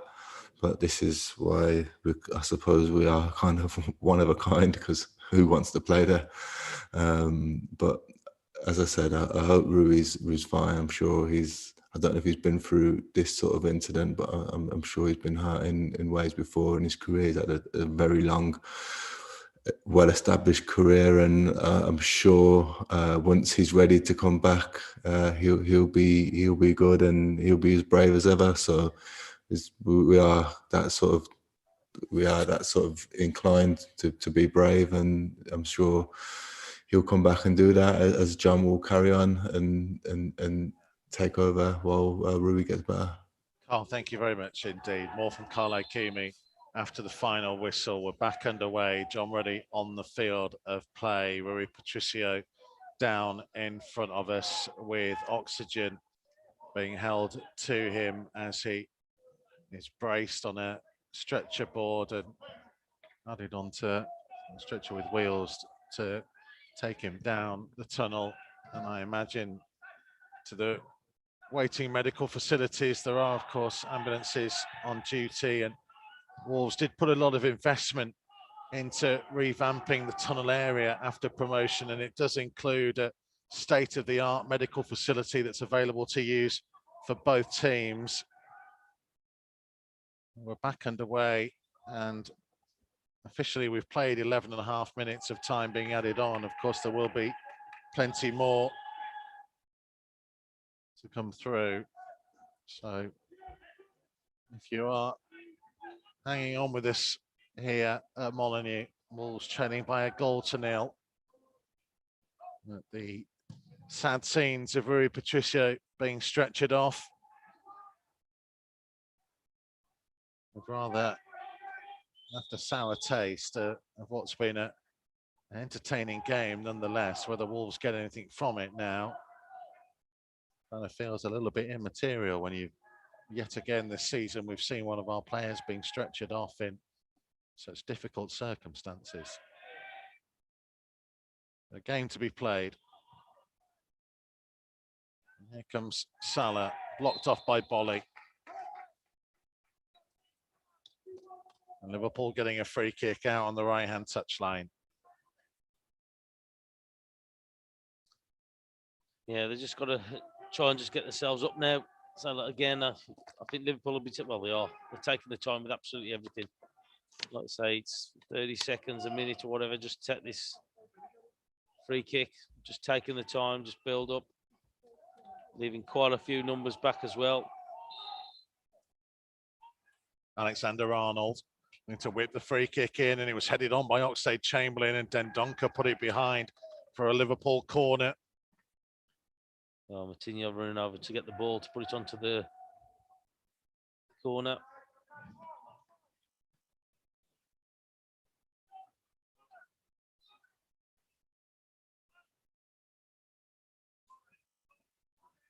It'll be Robertson to take it, left-footed from the left-hand side. Looking to whip it with the outswinger. Fabio Silva heading away the near post. Milner's header, but Fabio Silva getting there first and trying to lift it towards Neto, but putting too much on it. He's got to come down the line, so it's the right thing for him to do, but he's got to put it down there. He's got to put it down the line. Long ball forwards causing a bit of trouble. Keita for Salah into the penalty area, curling it towards the far post and curling it wide of that post. Yeah, he's done that many times, hasn't he, Salah, where he just comes into that left side and just curls the ball. Fortunate that it was just a bit wide. Here's Johnny up towards halfway. Infield for Gibbs White. To Coady, midway inside the Wolves half. Now for João Moutinho. Back in field to Coady. Say Chamberlain trying to put the pressure on.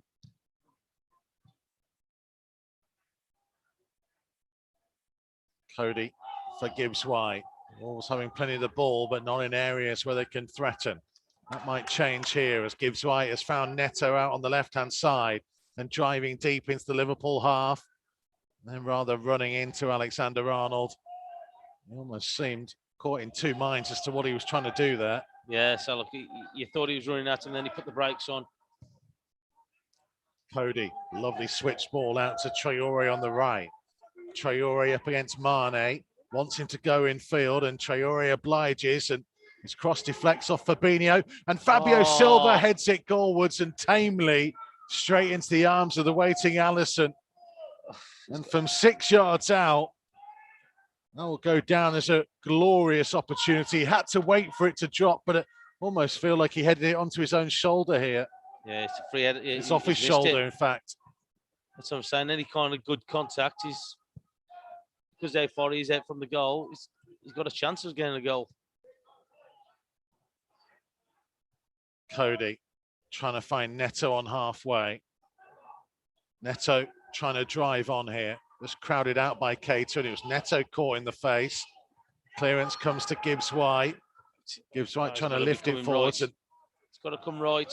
Went to Johnny, and it was headed home by Alexander-Arnold. Gibbs White's got to have a look right there. So look, all the Liverpool players are over that left-hand side of Wolves. He looks right. Traore is out here on his own.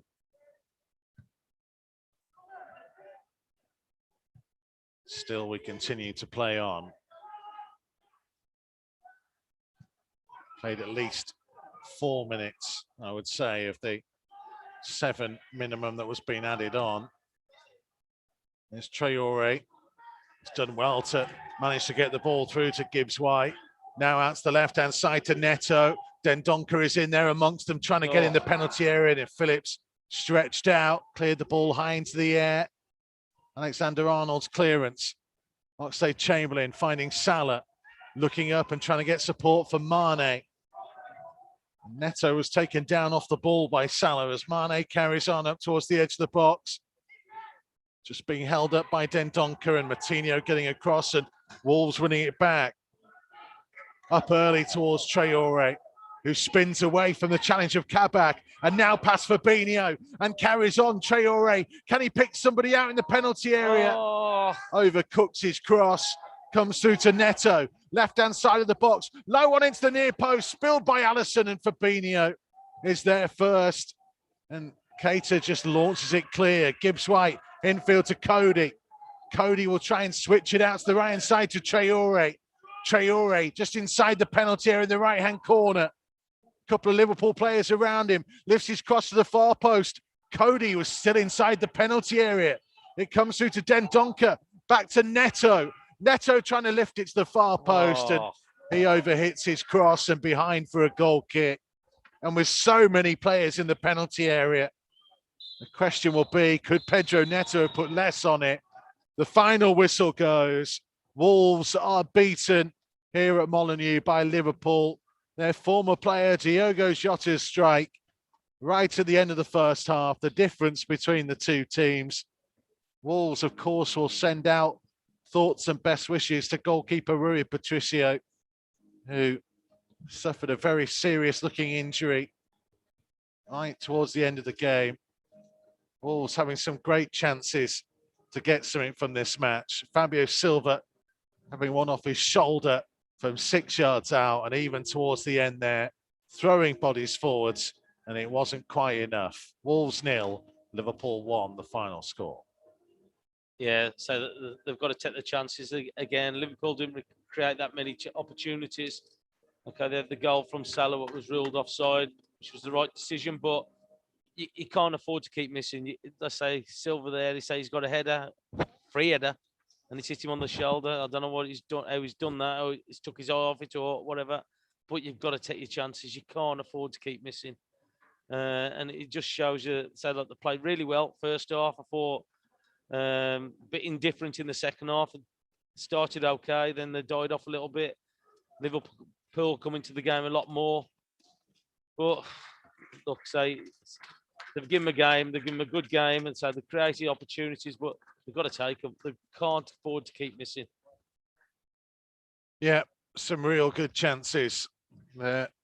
On another day, Wolves might have won this game, and they are trudging off, wondering quite how they've lost it.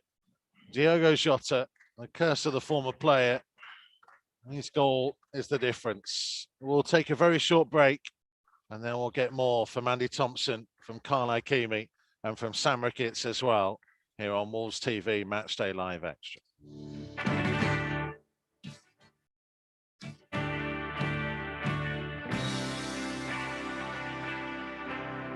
Matchday Live on Wolves TV. Listen for free online at wolves.co.uk or on the move anywhere in the world via the Wolves app.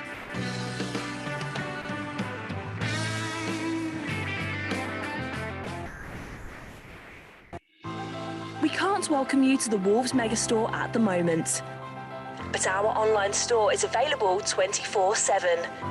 Visit shop.wolves.co.uk for huge savings on replica kits, training wear and exclusive Wolves clothing ranges.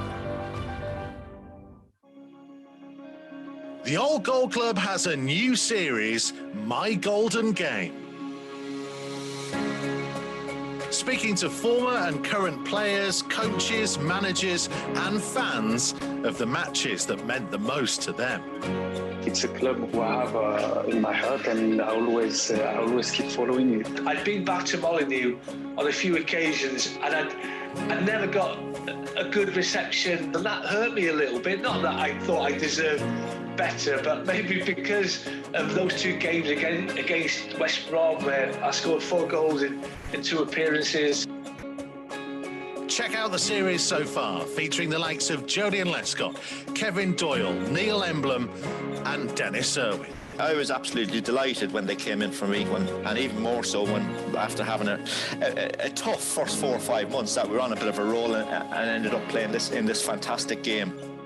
All Goal Club, My Golden Game, available now.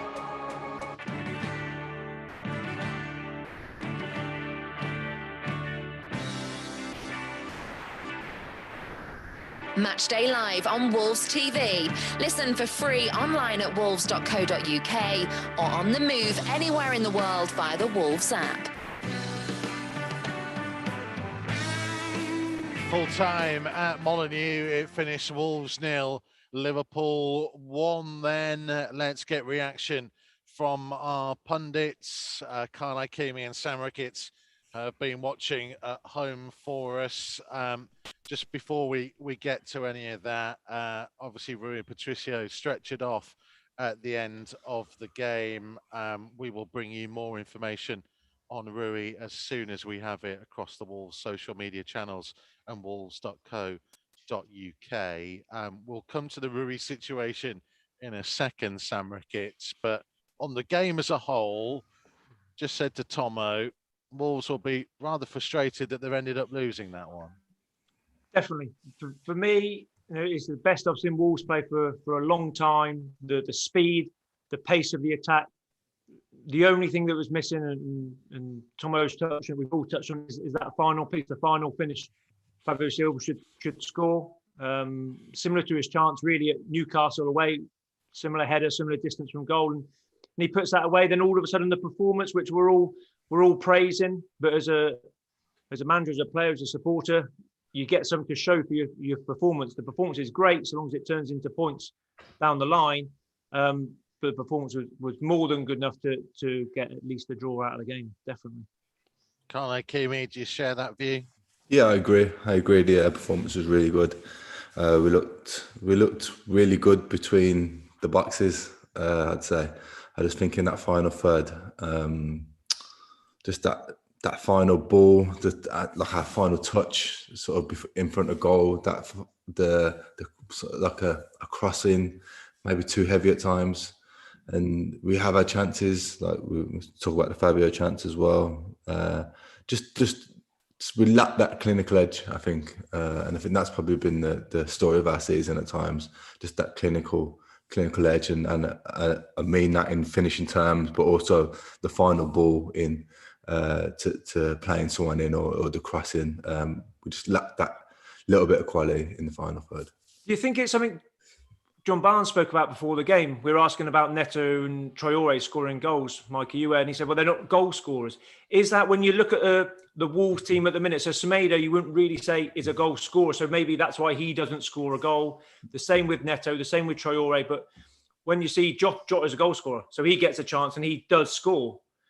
Salah's he puts the ball away when he goes in. Is that the only bit which Wolves are missing? I thought it was quite interesting. It's quite interesting to hear that actually. And when he said it, it sort of clicked. Traore's not a goal scorer.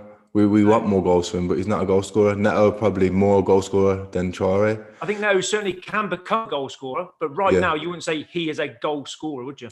I think he's our outlet for goals at the minute because he's the only person that's really scoring. I know. That's probably a bit harsh. We've had Neves and Martino and others chipping with goals, which we've been calling for a lot of the season. But out of the front three, Neto is that one person who you think will score. If we need a goal, can Neto do something where Traore is not that? Traore relies on having a striker to provide service for, and if that striker is not scoring, then all of a sudden the pressure comes on Traore to score, doesn't it? To score more goals. Yeah. I think he should score more goals, but again, he's not and I think that's what Jota. He's not a 10 goal a season. No, and Jota always has been, hasn't he? Jota has been since he's come in, and that's maybe the difference, that psychological difference when you throw on goal, a goal scorer backs. I don't know what it is. This time as defender, I was the world's worst when I got in front of goal, but they goal scorers just. I know it sounds stupid, but they just score. They just get used to putting the ball in the back of net, different ways and means. And that was basically the difference. I don't think that's a disrespect on Traore as well to say that he's not a goal scorer. I think he's a very good creator of goals, and I think he's a threat. He's a threat, and I think Raul being out has hurt him more than anyone. because I think he relied on Raul and Raul relied on him at times. Raul kind of was trying to find form at times when he was playing as well, and it was because that Traore wasn't up to speed. So I think he suffered for Raul not being in, and maybe William and Fabio not really scoring goals as well hasn't helped Traore. But he's not a goal scorer, but he is a threat and he does create chances. Yeah, It's an interesting element, isn't it? Sorry, Tom, I'm coming to you on this. In that, if you look at the 90 minutes, it kind of follows a similar path to other games where Willian Jose gives you so much more in terms of the interplay and the link up and the build up, but the ball doesn't quite find him in the penalty area. And actually what we've seen, if you go back to the Newcastle chance in the last minute and then the last chance here in the last couple of seconds, the ball does find its way to Fabio Silva, but he's not taking those chances. So what do you do in that respect? Well, the thing is, all you can do is keep trying to put the ball into there. But like I say, I've played with some good goal scorers, and if you ask them what they do different, they couldn't tell you. It's just instinctive. So look, it comes off the knee, the shin, the shoulder, whatever part. But for some reason, they can put it over the line. They can put it into the net. And at the minute, so look, that is what we're missing. We're missing somebody who's clinical, who is an out-and-out goal scorer. So we've got people up there who are supplying the ball. You've got Traore, you've got Neto, who has contributed goals, but you wouldn't say they're a natural goal scorer. And like you say, I played here many years with Bully, and the way that he played, so look, he couldn't tell you just about getting into a position. He just went there. So look, and the ball seemed to find him. I played with John Aldridge at Liverpool, Tranmere. And he was exactly the same. And he got frustrated with people because he couldn't understand why they couldn't do what he could do, playing and say that's why they cost so much money. That's what they're up there for, to win games. But unfortunately, at the minute, we just can't put that ball in the net. We're doing everything else, because I thought we played well tonight. We did everything else, but ultimately, you've got to score. You've got to score goals. Do we overdo it? Sometimes I think that we overdo it. Sometimes I think that we want to score that perfect goal sometimes, but I would just like say Neto and I know Traore aren't natural goal scorers, but for me sometimes just have a gamble, just have a go. So look, again, there's times where we're watching people play, and the lads, well, more Sam and Carl will as well, that if you've got a runner, you'll pick that pass out for them, or you'll try and find that pass. If you haven't got people moving or running or doing nothing, you'll just ignore it and you'll go somewhere else. And I think that's the case sometimes, that we've just got to be a little bit more on the front foot, take a little bit more of a gamble or a risk, and just get in there and just see what happens. But at the minute, I think that we have got a tendency that we are trying to work that perfect goal, to have that perfect strike. And unfortunately, it's not just working for us at the minute. I think ultimately, and John Barnes did touch on it at the start as well. We miss Raul massively. I think we keep going on. We've had these discussions, Mikey, so many times after the game of what else can we do? What else can we do? And sometimes, as we've all alluded to, that sometimes goal scorers can't tell you what they do. They just score goals. It's not you need to do this, you need to do that. They just do it. And I think ultimately Raul is that for us, and he's our cutting edge. And we just deeply miss him. And I think Fabio, I think Willian does well in his own way. I think he has helped us in the time of Raul not being there. Fabio, I think he seems to, the ball seems to come to him. Yeah. Like whether he'll grow into a goal scorer, I don't know. But I think he has got that knack of being in the box, and the ball does come to him in the box. Hopefully, he can start to convert these chances as he grows. But we do miss Raul, I think, ultimately, and that's sometimes the difference between these type games. Well, that's the difference between winning games, isn't it? So, like, you're scoring goals and, like, winning games 1-0. So, like, at the end of the day, games are tight, as Liverpool did tonight. The goal scorer scored their goal. So, like, but again, they've got a threat on either flank as well, Mane and Salah, who are goal scorers, and that's the threat that they've got. But it's the thing, though, isn't it? Like, Carl is right, but Sam, they've still got quite a few games to go this season. They've got to find a way somehow, because they're not fully out of danger just yet. They've got some interesting games to come. No, I don't worry about the relegation stuff. We had this thing with John Hartson the other week. I really don't. I think the team's more than good enough to get the points it needs. It isn't going to be hugely fluid, possibly at our best. But tonight, I just saw a step in the real big direction. I was thinking about it quite a lot today. And the way Wolves play is quite pragmatic. We spoke about it that much. And Nuno tried to go to the back four. Was it to be more expansive and not more entertaining, but more goals and make the games easier? Gone back to the three because it's what we know best, and it's proved to be that way. But tonight, there's a bit of a blend between the two. We look dynamic, we look sharp, we look quick. Missing, obviously, the goal scorer or the final touch. But I just saw an awful lot. I thought, yeah, we're starting to look like a top 6, top 7 side again, which we have been, obviously, last year. And hopefully get back to the continuity in the team helps, definitely. Players coming back from injury. So I think you see this season out developing and working and continuing hopefully what we saw more of. I think you're starting to see now, Sam, is that a consistent side being picked now. Yeah. I know there might be always one change or so, but you pretty much know what team's going to play now to a degree, and I think that's really helped us over the past 6 or 7 games as well. Like as Sam says, you're starting to see that continuity now. You're starting to see a real big step in. I know we lost tonight, but you're starting to see that what we seen last season, in a sense, just without that goals, the goal cutting edge. But we are improving. As Mike is saying, I don't think we're in any threat of relegation. I think it is a building season, as Sam has said, and we're starting to see the Wolves of last season, just bar Jimenez in all honesty. Just a final thought from all three of you then, because there's a little bit of a break now. The West Ham game has actually been put back to Monday the 5th. So with the international break and other things, there is a little bit of time now for a bit of reflection as well before we head to the final period of the season. So Tomo, I'll kind of come to you first on this. What are we looking towards now for this final run-in of the campaign? What should they be aiming for? Well, I just think that they want to follow up on the back of this tonight. I think that the way that they played tonight, I think that that's what they've got to look at finishing the season off. So look, they look positive. They looked energetic when they was playing. We've said that many times this season about the first half, that they didn't really do anything. Well, tonight they did.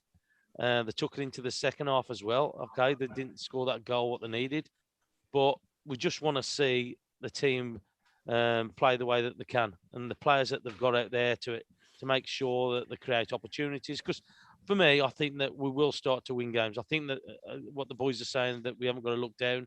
I think that we will win games. We've still got a very good side. I think the players what we got in there cause a problem for a lot of teams. And again, you're looking at, I know Liverpool have gone through a bad patch, but they're still a quality side, and we've given them more than the game tonight. So for me, I would just like to see them be more positive, be energetic throughout the game, not just in the second half, and make sure that they try and get those victories, well, with a little bit more of a good performance. Just to say that Nuno has spoken to TV and has said that Rui Patricio is conscious and speaking and okay, and crucially remembers it all, which is always important in terms of a head injury. We will, of course, continue to try and bring you any information across the social media channels and wolves.co.uk as they continue to monitor and check that he is all right. Sam Ricketts, then, final thought, 9 games to go. Take out West Ham the next game, and it's Fulham, Sheffield United, Burnley, West Brom and Brighton. You would hope that that's not too bad a difficult run of fixtures to go. Teams that want points, but that might be a good thing for Wolves to face those kind of sides. Yeah, there's a run of games there where if Wolves pick up, go unbeaten or pick up a couple of wins, then that's from this point, this season, safety will be done and dusted. And they've got a pretty good record against, and they struggled against teams that play a low block, but these teams need to come out. They need to win games. So hopefully, I'm buoyant off tonight's performance. I think a couple of games have been hard to watch, hard to get going. Tonight was, not only was it easy to watch, I just saw a team full of energy, excitement, and and the future, you could see where hopefully the team's trying to get to, where Nuno's trying to get the team to. Get those points in those games. Can we get Fabio a goal or two before the end of the season, or more, even better than that? Send him away happy and get him back a year older, starting next year, and start looking up. And Carlo Ikeme, final thought from you. I guess, you mentioned we've had these conversations before. I guess it says that, as Sam points out, where we've got to, that we're actually having lost to the champions from last season. I know they've not had as good a season this year, but they're still progressing in Europe. They're still a very good team, and we're sat here frustrated that we didn't get anything from it. Yeah, we're frustrated, and I don't think we would have been felt like this after maybe in the first half of the season, after playing some of the teams we played. I think we were more frustrated in a different way of there was no performance in there, and there's definitely been performance. I think there's definitely been performances in the past 6 weeks or 6 to 8 weeks. I think we've seen real promise in the team, and as Sam said, it's not you can't write the season off, and I know we're not safe in a sense, but I don't see us falling in any sort of relegation trap or relegation fight. I think it is a sense of us building on what we're trying to build for next season now. I think you still, and there's still hungry players in there. Bolly's just come back. He's going to want to try and prove himself. Johnny's getting back fit. Samido's starting to look like the player we think he should be. And hopefully Fabio can get a few more goals as well, see Raul back and go into next season real buoyant. I know it's a bit early to be talking about next season, but I do feel that we are building something again, and we've been talking about a transition period. Now we're starting to see that transition's coming to fruit slowly, not completely to fruit, but you're starting to see the seeds lift a bit. It's a good point to finish on. Conor Coady, Sam Ricketts, thank you very much indeed. Thank you to Andy Thompson as well. Thank you to all of you who have supported the Feed Our Pack campaign tonight, buying your virtual match tickets. If you can do, please help support it. Sam got his, I got mine, Keems has got his somewhere, Tomo's got his as well. If you can, please give to the Feed Our Pack campaign to help feed those who are most in need. And we should probably just sign off to say, get well soon, Rui. Check out the details across the Wolves social media channels and wolves.co.uk to find out the latest on his condition. Get well soon, my friend.